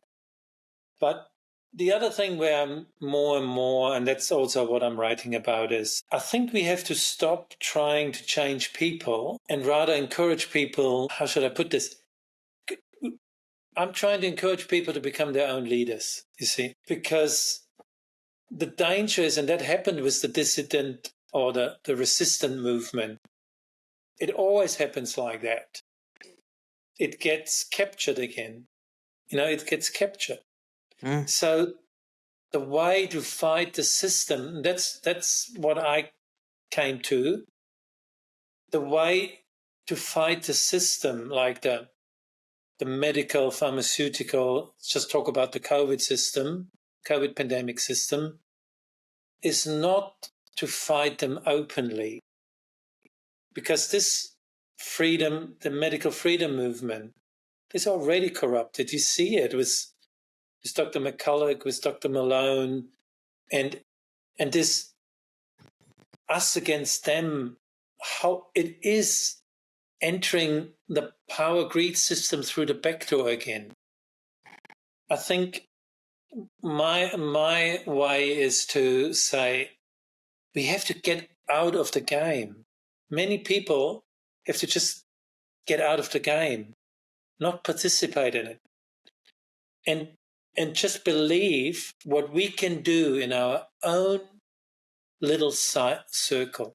It doesn't mean we have to stop talking about it, but we have to adjust our expectations, because there's so many people that cannot self-reflect to start with.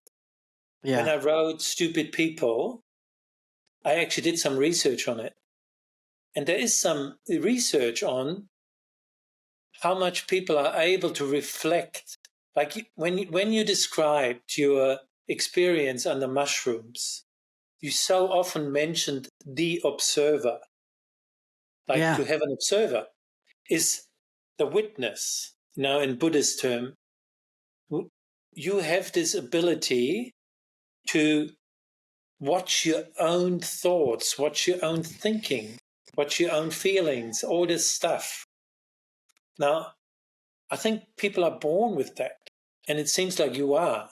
And I was born with it too. So all my life, I thought everyone must be like that. I always thought the vast majority of people have this ability to witness themselves. Don't they? Now, only about 1.5 years ago, when I wrote that article and I researched it, I was dumbstruck. And the research showed that about 70% of the people do not have that witness. Oh. They basically meet robots. They're just functioning. They're NPCs. NPCs. Non-player characters. Sorry? It's a computer game term, NPC, non-player character. So when you're playing a computer game, you can move the person, but when you when you go inside a bar, right? And there's a guy, and the bartender goes, "Hello, what drink would you like?" And you're like, "Can I have this?" And then you say, "What's the weather like?" And the computer bar guy goes, "What drink would you like?" Like they're just set. They don't have a world outside of that bar. Their role is just to serve you a drink. They're not a player. They're a non-playing character. Yeah, and 70% of the people, according to that research, are like that. Shit. Oh, shit. And that is the problem. And then from the 30%, that they will not wake up. They're totally conditioned from birth. They're like they're like a biological computer program. They're just functioning. They can be reprogrammed, but we don't have the power to reprogram them. We're too little. The power of reprogram, and they have been reprogrammed for decades now, by the media and the psyops and the nudging and all that stuff. This is going on for decades. So the silver lining of COVID is actually that a lot more people wake up, not only about what happened in COVID, but they suddenly think, well, if they could lie to us like that in COVID, what else did they lie about? And that's a bit of the silver lining, but we have to be realistic. It's probably only 30% that have this witnessing capacity at all. But then a part of that, as you mentioned earlier, you mentioned some guys that actually do know that they get manipulated, and they do know. Like I have people in my family that they agree with me, but they're still not on board with me. They say, yeah, I know, but I don't care. There's nothing I can do.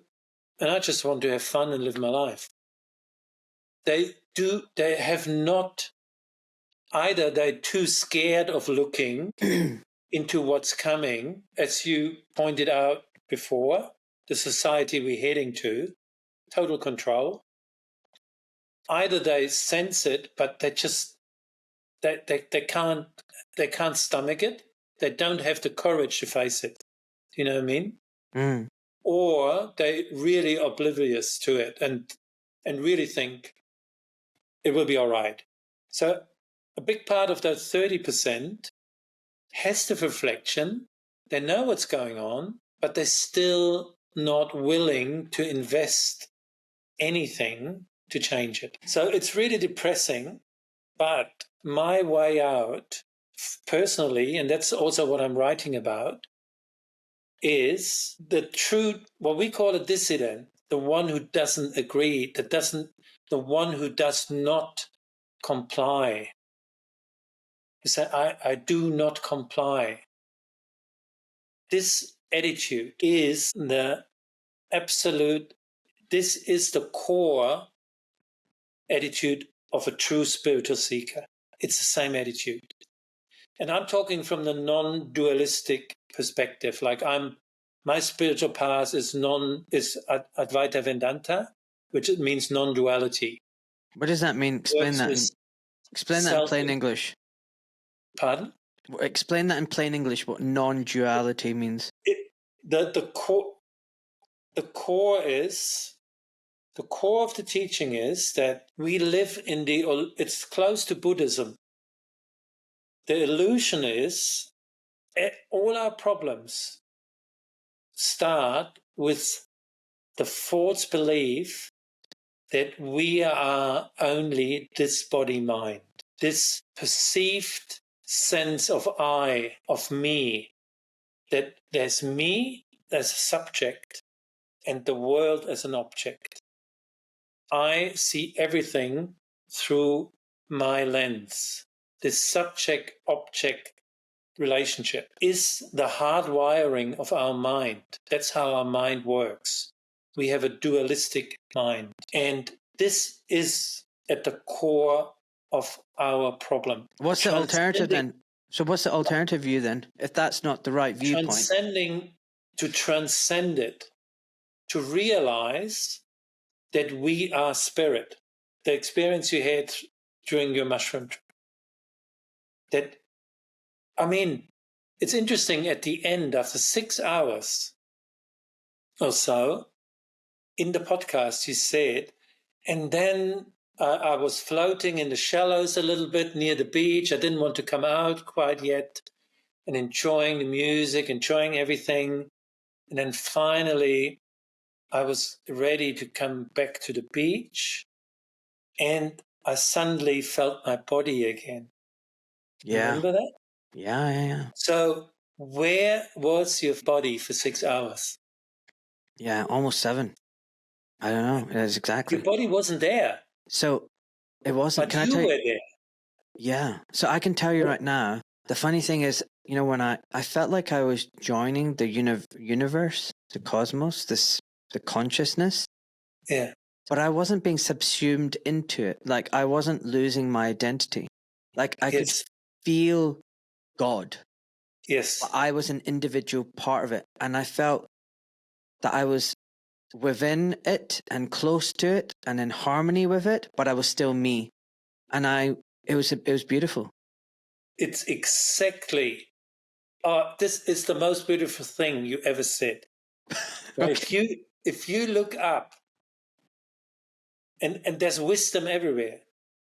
There's real diamonds in the Bible. And the Gospel of John, the first sentence says exactly what you experienced. Exactly. Really? It's a very bad translation.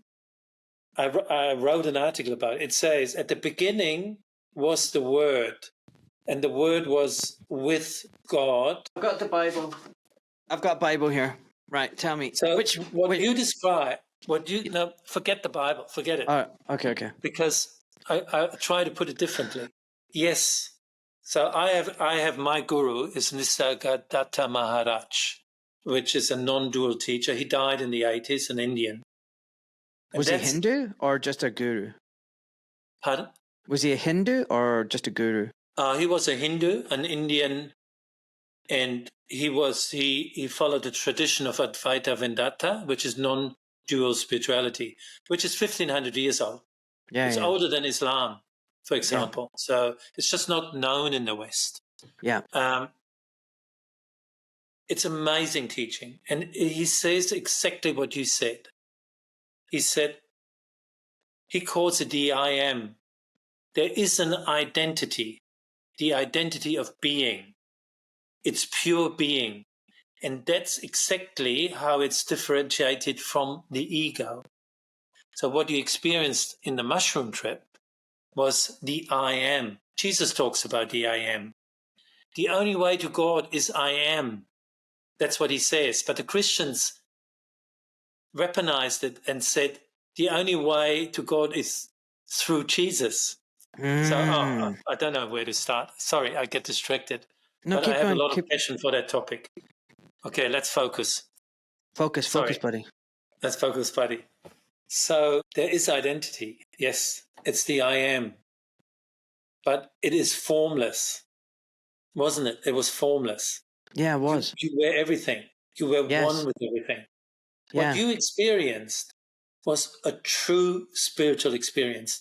I know with Joshua, you talked a lot about the psychological part of psychedelic trips. And I went through all that. I told you I did about 20 of them. And I did a lot of psychological work. But psychedelics are way more than that. They also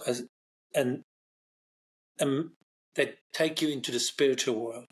Dude, I 100% went into the spiritual world. Yeah. 100%. And that's all there is. That's all there is. This is what I mean by, I'm not scared of dying because I've been there now. Yeah. I've been there and it was beautiful. It was beautiful.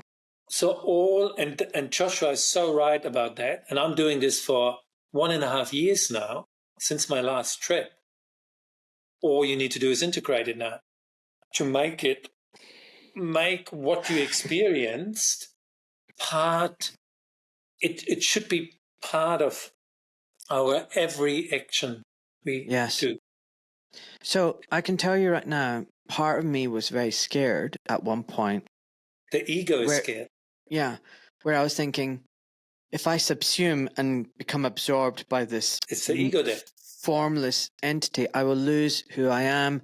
I will become nothing.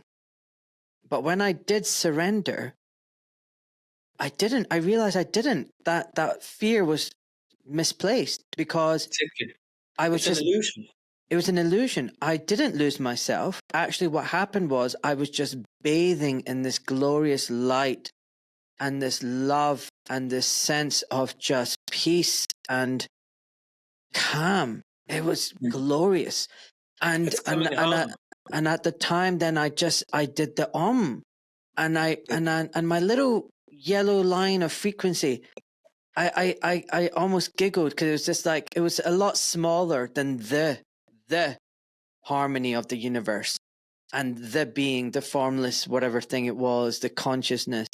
But I could see I was still there. I was still there. I was part of it, but I was part of it, but I was a part of it. I was away from it as well at the same time.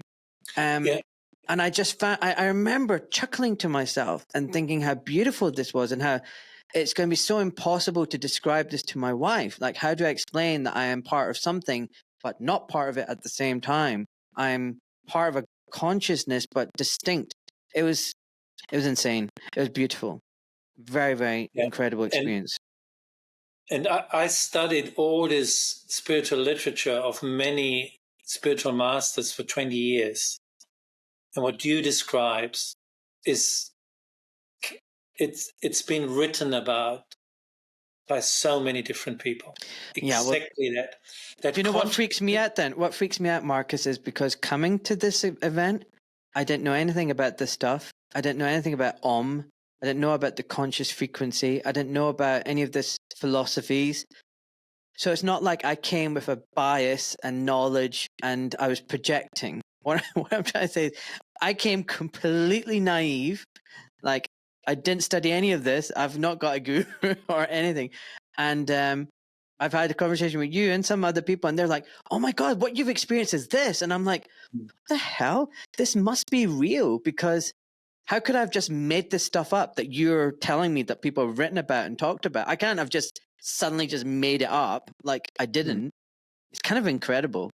And that, yeah, I just wanted to say that. And that's why it's so beautiful. And that's you actually the proof that it's real, because you didn't know about it before. And when we talked on WhatsApp about it, you really made my day, because I found this so amazing. Because I remember I said, look, that's the arm, and you Googled it and said, holy shit, you know? And so this is the proof that it's real. And for me, it was a little bit different. Like after the Vipassana meditation 20 years ago, I already had heard of the Om. I knew it as a theory. So when it actually happened to me, spontaneously, out of the blue, I immediately knew it was the Om. But then I questioned it, because I thought, like you did I just project that onto something? You know? But it felt so different to what I imagined it would be. Like what convinced me that it was real is the fact that I didn't hear that Om with my ears. I always imagine it as a sound I hear with my ear. But for me, my whole body was vibrating. And it felt like it entered me through the heart, through here. Absolutely. You know? Same. It was, I was going to just do this, pat my chest. It was like here, but then every cell in my body was vibrating to this resonance, and it was just sheer bliss. I mean, like, we've kind of come around circle. I mean, just in case people are thinking, what the fuck are these people talking about? And it sounds very cultish. What I would say is actually quite the opposite of cultish. What I would say is my experience has taught me even more so that we are spiritual, that there is God, and that we should stop projecting our idea of what God is like as a human being, as a man, and this, that, and with frailties, and wants to be worshipped, and is angry, and no, all of this is nonsense. All total bullshit. Right. I wrote an article about it with the Christians, for example, because I actually cited at least 6 quotes from the Bible. There is a lot of wisdom in the Bible saying, do not make any image of God. Yes. Any statue, and the same in Islam. Yes. I fully get why Islam people get so upset about images about the Prophet, because it is wrong, because it puts wrong ideas into people. But the Christians, the Bible says exactly the same. I know. Do not make any image, because it manipulates people it narrows, it limits them completely. I was going to say there's millions of images of Jesus all around the world, and their own Bible says, at least there's over 20 quotes in the Bible. I cited 6 of them. Do not make any image of God. So if that doesn't, and I throw that back into Christian faces, you know. Well, it's the same. It's true, and it says don't worship idols and idolatry. And the funny thing is, I've been to Vatican a few times, and walked around in absolute disgust. I was like, what the hell? Like, there's a bust and a this and a that. Like, I don't think Jesus wanted this. And the thing, like I said about my experience, was whatever I say is just doesn't describe it enough. It's just an insult. It's like me trying to paint a picture of this famous work of art on the back of a soggy toilet paper with a crayon. I mean, it's just an insult. And I think the idea of creating an image of God is just so insulting. So it just doesn't even capture it. It doesn't do it justice. Literally, it doesn't do it justice. And it keeps your mind closed. And then what you're doing is you're projecting the idea of what God is based on a flawed human interpretation and description. It's just, and then it just carries on and on. So I agree with that. But no, the thing is, it's not a cult in what we're talking about, because a cult wants a leadership, either a group of individuals or one, who you cannot question, who you have to follow obediently. And if you do not follow obediently, you get punished and ostracized and excommunicated. And you're not allowed to be a leader. You're only meant to be a follower. That's what cult cults are. Exactly. And actually, what you and I are recommending is actually you do not follow any other leaders. You look in the mirror, and that's the leader that you will follow. You are your own leader. You remember that God created you, and God is within you, and you're a magical, supreme, spiritual being. You don't need anyone else, and you don't need to follow anyone else. You follow yourself. So how can that be us describing a cult? Like, that is what we're recommending. And I think, that's the way humanity wins, when everybody is like, I don't need you to lead me. Like, I'm good, man. I'm like, I can do this myself. Thank you very much. And we're in good company. Jesus is with us as well. Because what Jesus says is the kingdom of heaven means enlightenment, finding God, is within you. Oh, yeah. The kingdom of heaven is within you. So Jesus never said, pray to me. Jesus never said that. He said the kingdom of heaven is within you. And it doesn't mean we can't use teachers or gurus on the way to help us. As a guide, but just as a guide. And I think Jesus was a guide, and Jesus didn't say, I'm a ruler and you should worship me, and I'm the way. I think Jesus would have lifted everyone up. I don't think Jesus would have been like Robert Malone and Pierre McCullough and any other RFK Jr. and Trump saying, I'm your Messiah, follow me and leave it with me. Awesome. Everything's good. I think he would have said, you, raise yourself up. Don't you understand the hero and savior within you? Don't you see God within you? Can't you see that you are your own leader? He would have lifted everyone up. I don't think he would have said, right, everyone, get in line and follow me. I'm in charge. I know what's best. Worship me. I don't think he would have done that. No. That's where the religion's weaponized. I wonder whether Jesus took magic mushrooms. Do you think Jesus took magic mushrooms? Well, in my research, I'm being serious. I'm being serious. Oh, I am serious. Yeah, they used, like, I'm just saying, like, magic mushrooms use goes back 8,000 years. So the oldest evidence they found is cave paintings in North Africa with magic mushrooms and people eating them. And they dated them back 8,000 years. Oh, so people wow. have been using psychedelics. Humanity has been using psychedelics. And there's this McKenna guy. Have you heard of McKenna? No. Now, I haven't read his books yet, but he's highly regarded. Can I just quickly read this to you? So look at this. This is an article in some scientific journal, 2022, identifying iconographic evidence for a mushroom cult in the pre-literate southern Levant. Cultures using mind-altering psychedelic mushrooms in literate periods have been identified in the ancient Near East. One may assume the psychedelic substances such as mushrooms were elevated to the status of gods, and their secret identity embedded in the iconography of material items in a variety of media.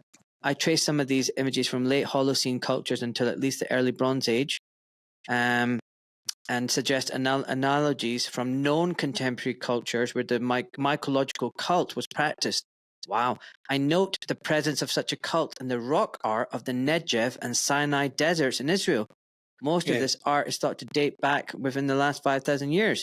I think I also suggest a symbiotic relationship between man and ibex with the growth and collection of mushrooms linking the two.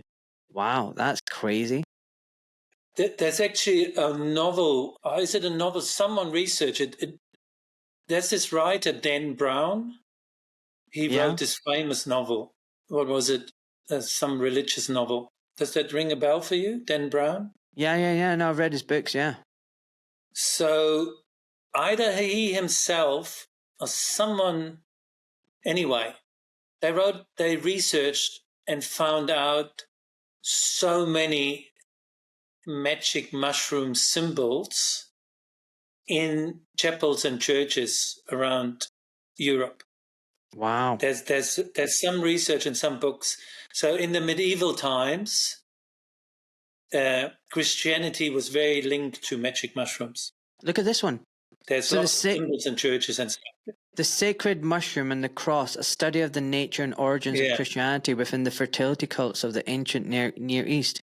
So in a 1970 book, in a 1970 book about linguistics of early Christianity and fertility cults, it was written by John Marco Allegro, and he argues through etymology that the roots of Christianity and many other religions lay in fertility cults, and that cult practices such as ingesting visionary plants to perceive the mind of God persisted into the early Christian era.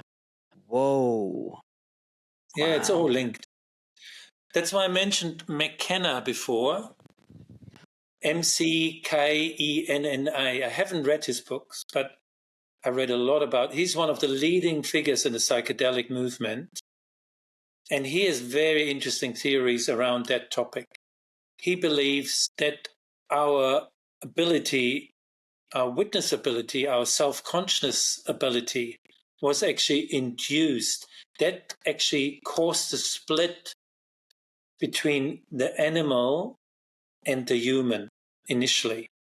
He said it was basically the ape eating the mushrooms, and it actually evolved him into a human being. Wow. Because of the ability of witnessing our own consciousness. But do you want to hear something very interesting.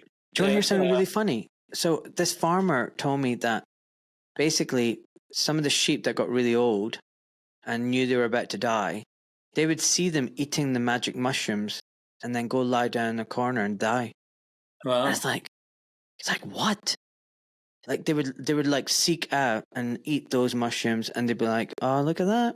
Look at that. Maybe they know they're going to be dying off. And then that's how I'm planning to die. Well, I try to have my drugs ready when I'm ready. And talking about maps. Yes. You mentioned maps in your podcast.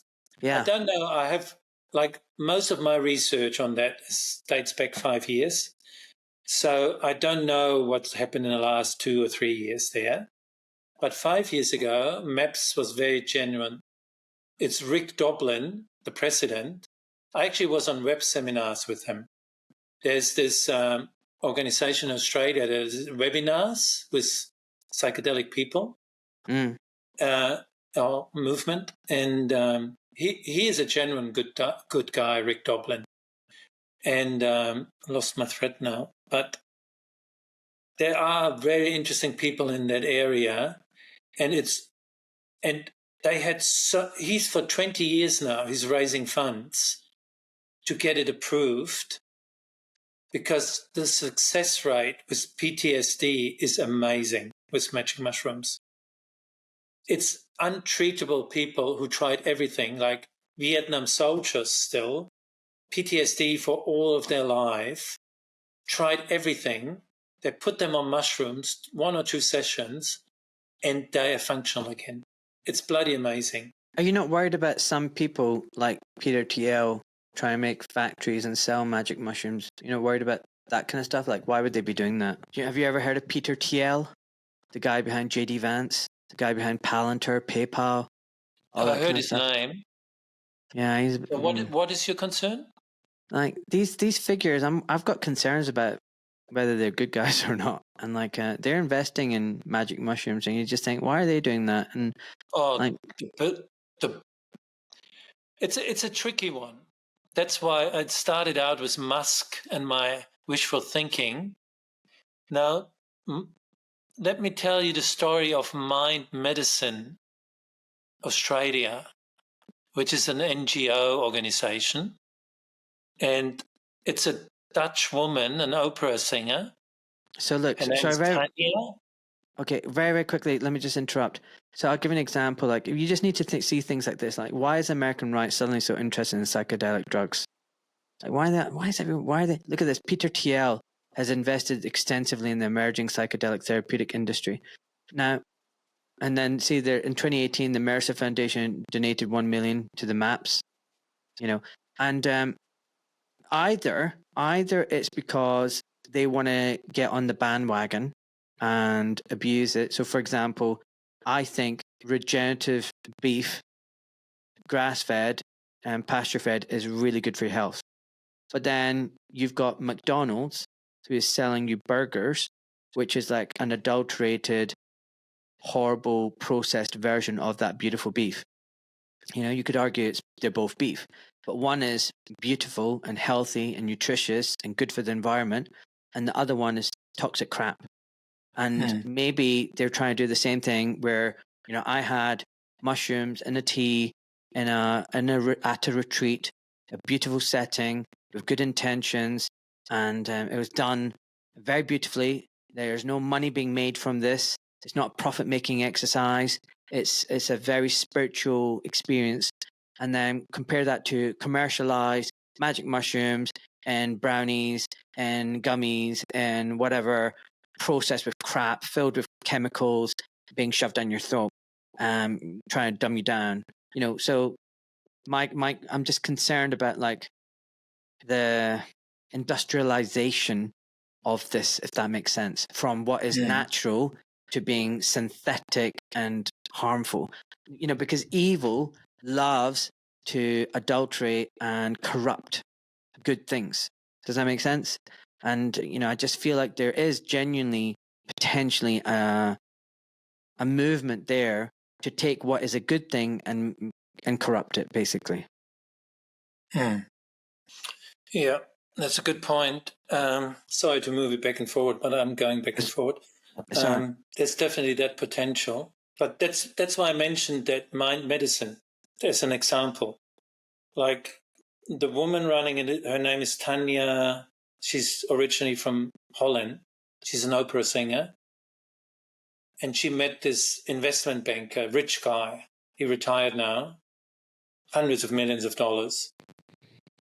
And they went to Holland and did a retreat like you did, a mushroom retreat together.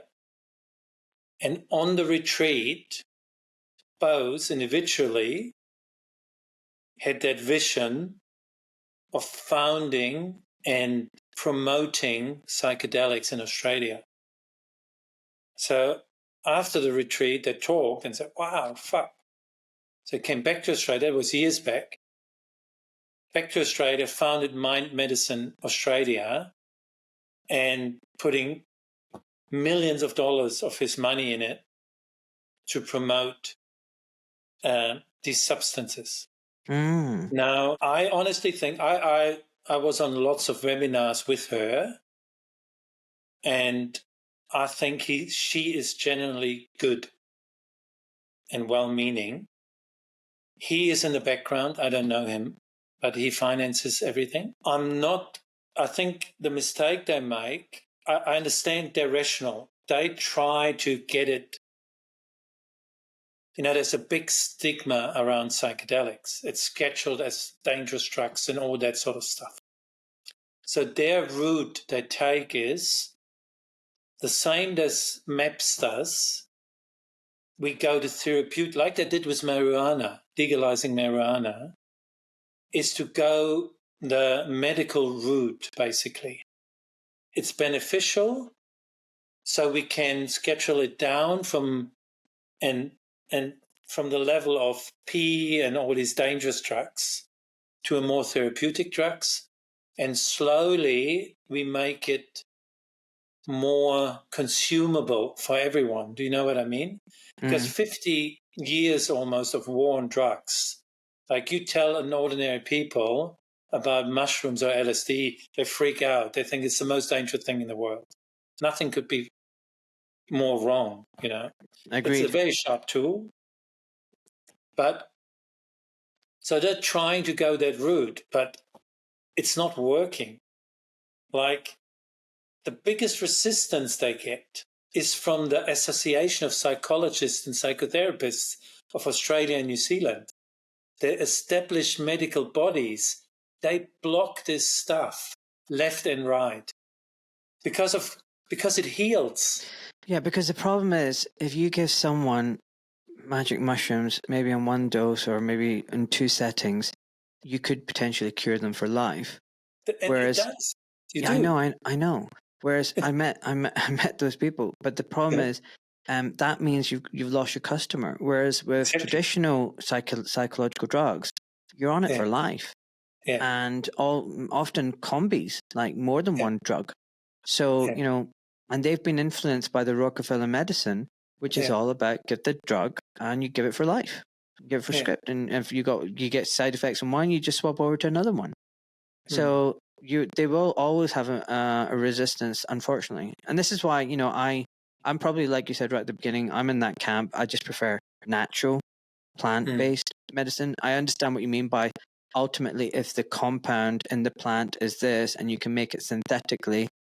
Yeah, I get that. I just still would rather get it directly from the plant. Just so I want plant medicine. But yeah, a while ago I followed that discussion. This discussion is right in the psychedelic field, as I said earlier. And some people say, I tried both. I tried the psilocybin, the synthesized one, and the mushroom, and I don't feel any difference at all. Others say, no, there's a difference. I think it's an individual choice. It's not as huge as people think. But from a practical point of view, there's definitely an advantage using the synthetic because it's measurable. With the mushrooms, you never know. And sometimes that doesn't matter, and we can just leave that all to the bigger forces and can accept it.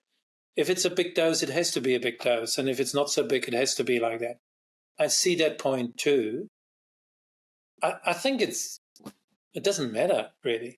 It's each to their own. Right. Listen, I need to pee now. I think a good time to end. I've really enjoyed talking to you, Markus. You're a good guy, man. We've got a lot in common. But listen, before we end, I want to just ask a couple of questions, right? One is my signature question. You know about that. But before we do that, can you just recap? Like, how do we fight the evil cabal? What can people do? What tangible steps can they take in their lives to bring down the evil around us? Oh, that's easy. Just face the evil in yourself first because it's in the unconscious. And face that, and then the rest will follow. All right, that's very deep and profound. Okay, but I get it. With regards to you're on your deathbed many years from now. You got all your loved ones all around you. What words of wisdom would you tell them or reinforce to them before you go away and meet your maker? Well, I would tell them, you're not what you think you are. Find your true self. As I said that word, meet your maker, it's so profound. Like, where did we come from? Like, I know we say that flippantly, but this time when I say it, where did we come from? Where the hell did we come from? Well, think back when you were vibrating. No, I know. With the universal frequency. Yeah, I know. I'm thinking that. Time, was there any time? No. Was there time? Timeless. Was there any geographical space? No. It was timeless and spaceless. Yes. So there is no coming and going. There is no being born and die, isn't there? There's only an isness. There's only a permanent isness which we have to connect to. That's eternal life. That's the eternal life all spiritual people talk about. It's in the moment. It's not sometime in the future. No one comes who gives us eternal life.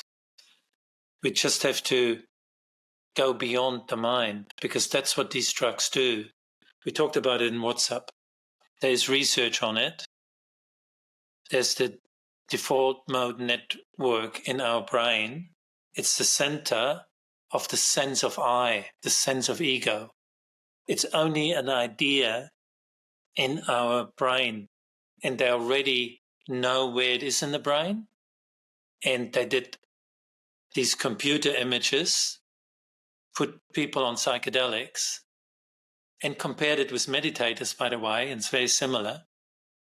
And the drugs shut off the blood supply to the default mode network. It literally disables our ego. Psychedelics disable our ego. And when our ego is not there, what's left is everything, is God. That's what we experience in psychedelics. And it's the same what spiritual people experience after intense meditation, fasting. It's exactly the same. It's going beyond the mind. The mind is the veil that keeps us from God. Yeah, I don't know if you remember, I said in the podcast that, I heard a voice. It was talking without talking. I was thinking it without thinking it. Yeah. But there was a voice. Yeah. I wonder who it was. I wonder whether it was me or whether it was God. Anyway, interesting thought. Fascinating. Fascinating experience. Yeah. Oh, right. Okay. Listen, Markus, I hope you enjoyed this conversation. It's been very deep and philosophical. I think some of my listeners might be like, are you sure you guys haven't been taking something while you're talking? But I haven't. I'm fasting. I'm actually hungry and I need to pee. And you've just had a glass of wine. That's it. But this has been very enjoyable. By the way, just a quick shout out again. My friend Peter Milligan loves your work. He's a big fan. So who? Yeah, Peter Milligan. Peter Milligan. Do I know him? Who is he? No. He's been a guest on my show, and he's been on 3 times now. It's quite funny and long story. Oh. But yeah, he's probably going to him and thank you, Peter. Yeah. And he's going to come back next year at some point. But yeah. Keep on writing, and I'll try and make the time to read all your Substacks. I got a message from Substack saying you're in our top 1% readers. I was like, yeah. I mean, I do so much reading and listening and researching. Sometimes I feel quite overwhelmed by it because you're trying to create content, but research, and it's just a lot of work. It's a lot of work. I've got a ton of. I mean, I fully agree with Joshua. You're just a healer, You just, you will do a lot of good stuff. You have your heart is at the right spot, Ahmed, and just follow your heart. Thanks, brother. Just follow your heart, and the key is not to get too frustrated. There's only so much you can do. So just keep the priorities right, which is, it's from in to out. So you first. It's like in an airplane. You put the mask on first, and then you can look after your family. So if you're not okay, your family is not okay. So you have to be first, and then it's your family. And when that is set, then you look at, yes, you have to make a living and all this. And then saving the rest of the world comes much later, okay? So because burnout is a problem, you see, you have to be consistent. But you teach way more through your beingness than through what you do. And the beingness is with you, That's this identity you felt. So it's an honor. And I actually forgot most of the time that I'm on a podcast. I just don't actually really give a fuck. and I look, you don't even have to publish this. I really don't care. I love you. You're hilarious. So it really doesn't matter to me. Like, I'm trying to get off writing for a year now. I tried 3 times to stop writing because I want to do other stuff, but something always pulls me back, so, but because I'm not seeking anything and just enjoying myself, and now I'm doing it as therapy as well, self-therapy, it gives me so much freedom, and that makes it really enjoyable. I really don't care anymore if I lose people or win people, or what really makes my day is I really talk a lot with my readers in the comments, I like to personally reply to them. And that's what I enjoy, because I don't find that here in the real community. I can't talk about this with people around me, I might, but I haven't met them yet. You see, I'm sure there's some around. Marcus, so it's funny, my little boy, my 5-year-old boy that I love so much, he goes, Daddy, I don't have any friends. I went, what do you mean? He goes, I don't want to play. The boys are all stupid. They just play football and I just don't want to do that. I think it's a stupid game. So I said, what do you do? He goes, I run around the playground. And I went, all right. He goes, yeah, I've got no friends. I went, baby, don't be sad about that. It's quite normal. I said, your dad didn't have that many friends at school. And the fact that you don't fit in is actually a good sign. It means that you're special and you're different. Oh, beautiful. And the fact is that most people just won't understand you. And it's not actually because you have a problem, it's they actually have the problem. They're unable to think above a certain plane of existence and a way of thinking. And you are actually, in your 5-year-old brain, way ahead of them. And they find that scary and they find that a bit alien and they don't understand that. And he was nodding and he was just nodding with his little face, very cute face. And I said, when you grow up, it won't be any different. Most people will not understand you. Most people will not be at your level. And you have to remember not to look down at them or to hold contempt at them, but be empathic and just understand that they're not at that place yet. But you will meet other like-minded people who are more aware, more fundamentally, deep in their way of thinking, and they will understand you and you will understand them. And even though they will be difficult to find, when you do find them, that friendship will be worth 1,000,000 of these other little superficial friendships that you see around you. And those people that you see right now who have friends, they will be the ones when they grow up who are lonely, and you'll be the one surrounded by deep friendships and love. So don't worry about not having any friends right now in your playground. I'm not worried, Daddy. I'm just telling you. That is so beautiful. It really touched me, Amit. And I wish my dad would have said that to me. That is amazing. You're a special person. Oh, God I feel bless you. very honored. Very honored. Me too. Likewise. And this is what I mean. So when I'm talking to him, like the friendships I'm talking about, is like my friendship with you. I have nothing but respect and love for you. And the same is equally coming back at me. And, as a kid, I would have been like, oh, I've got no friends, no nothing. Now I'm like, no, I've got good friends. I've got amazing friends. I've got friends all around the world. And you know what? It's all good. It's all good. Anyway, my friend, I'm going to let us go now. We'll chat again soon, okay? You know me, I like to message and keep in touch. I'm still blown away that you found me. Don't be. Remember. I'm still blown away. I mean, what are the odds? I'm still blown away by that. And yeah, let's hope we meet in person one day. Let's see how it works out. It's going to happen. But remember the little journeys that you've had. Maybe you didn't have one as deep as I have.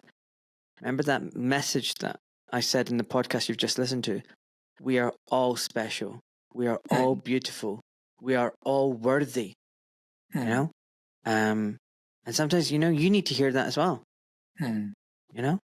So absolutely. Great.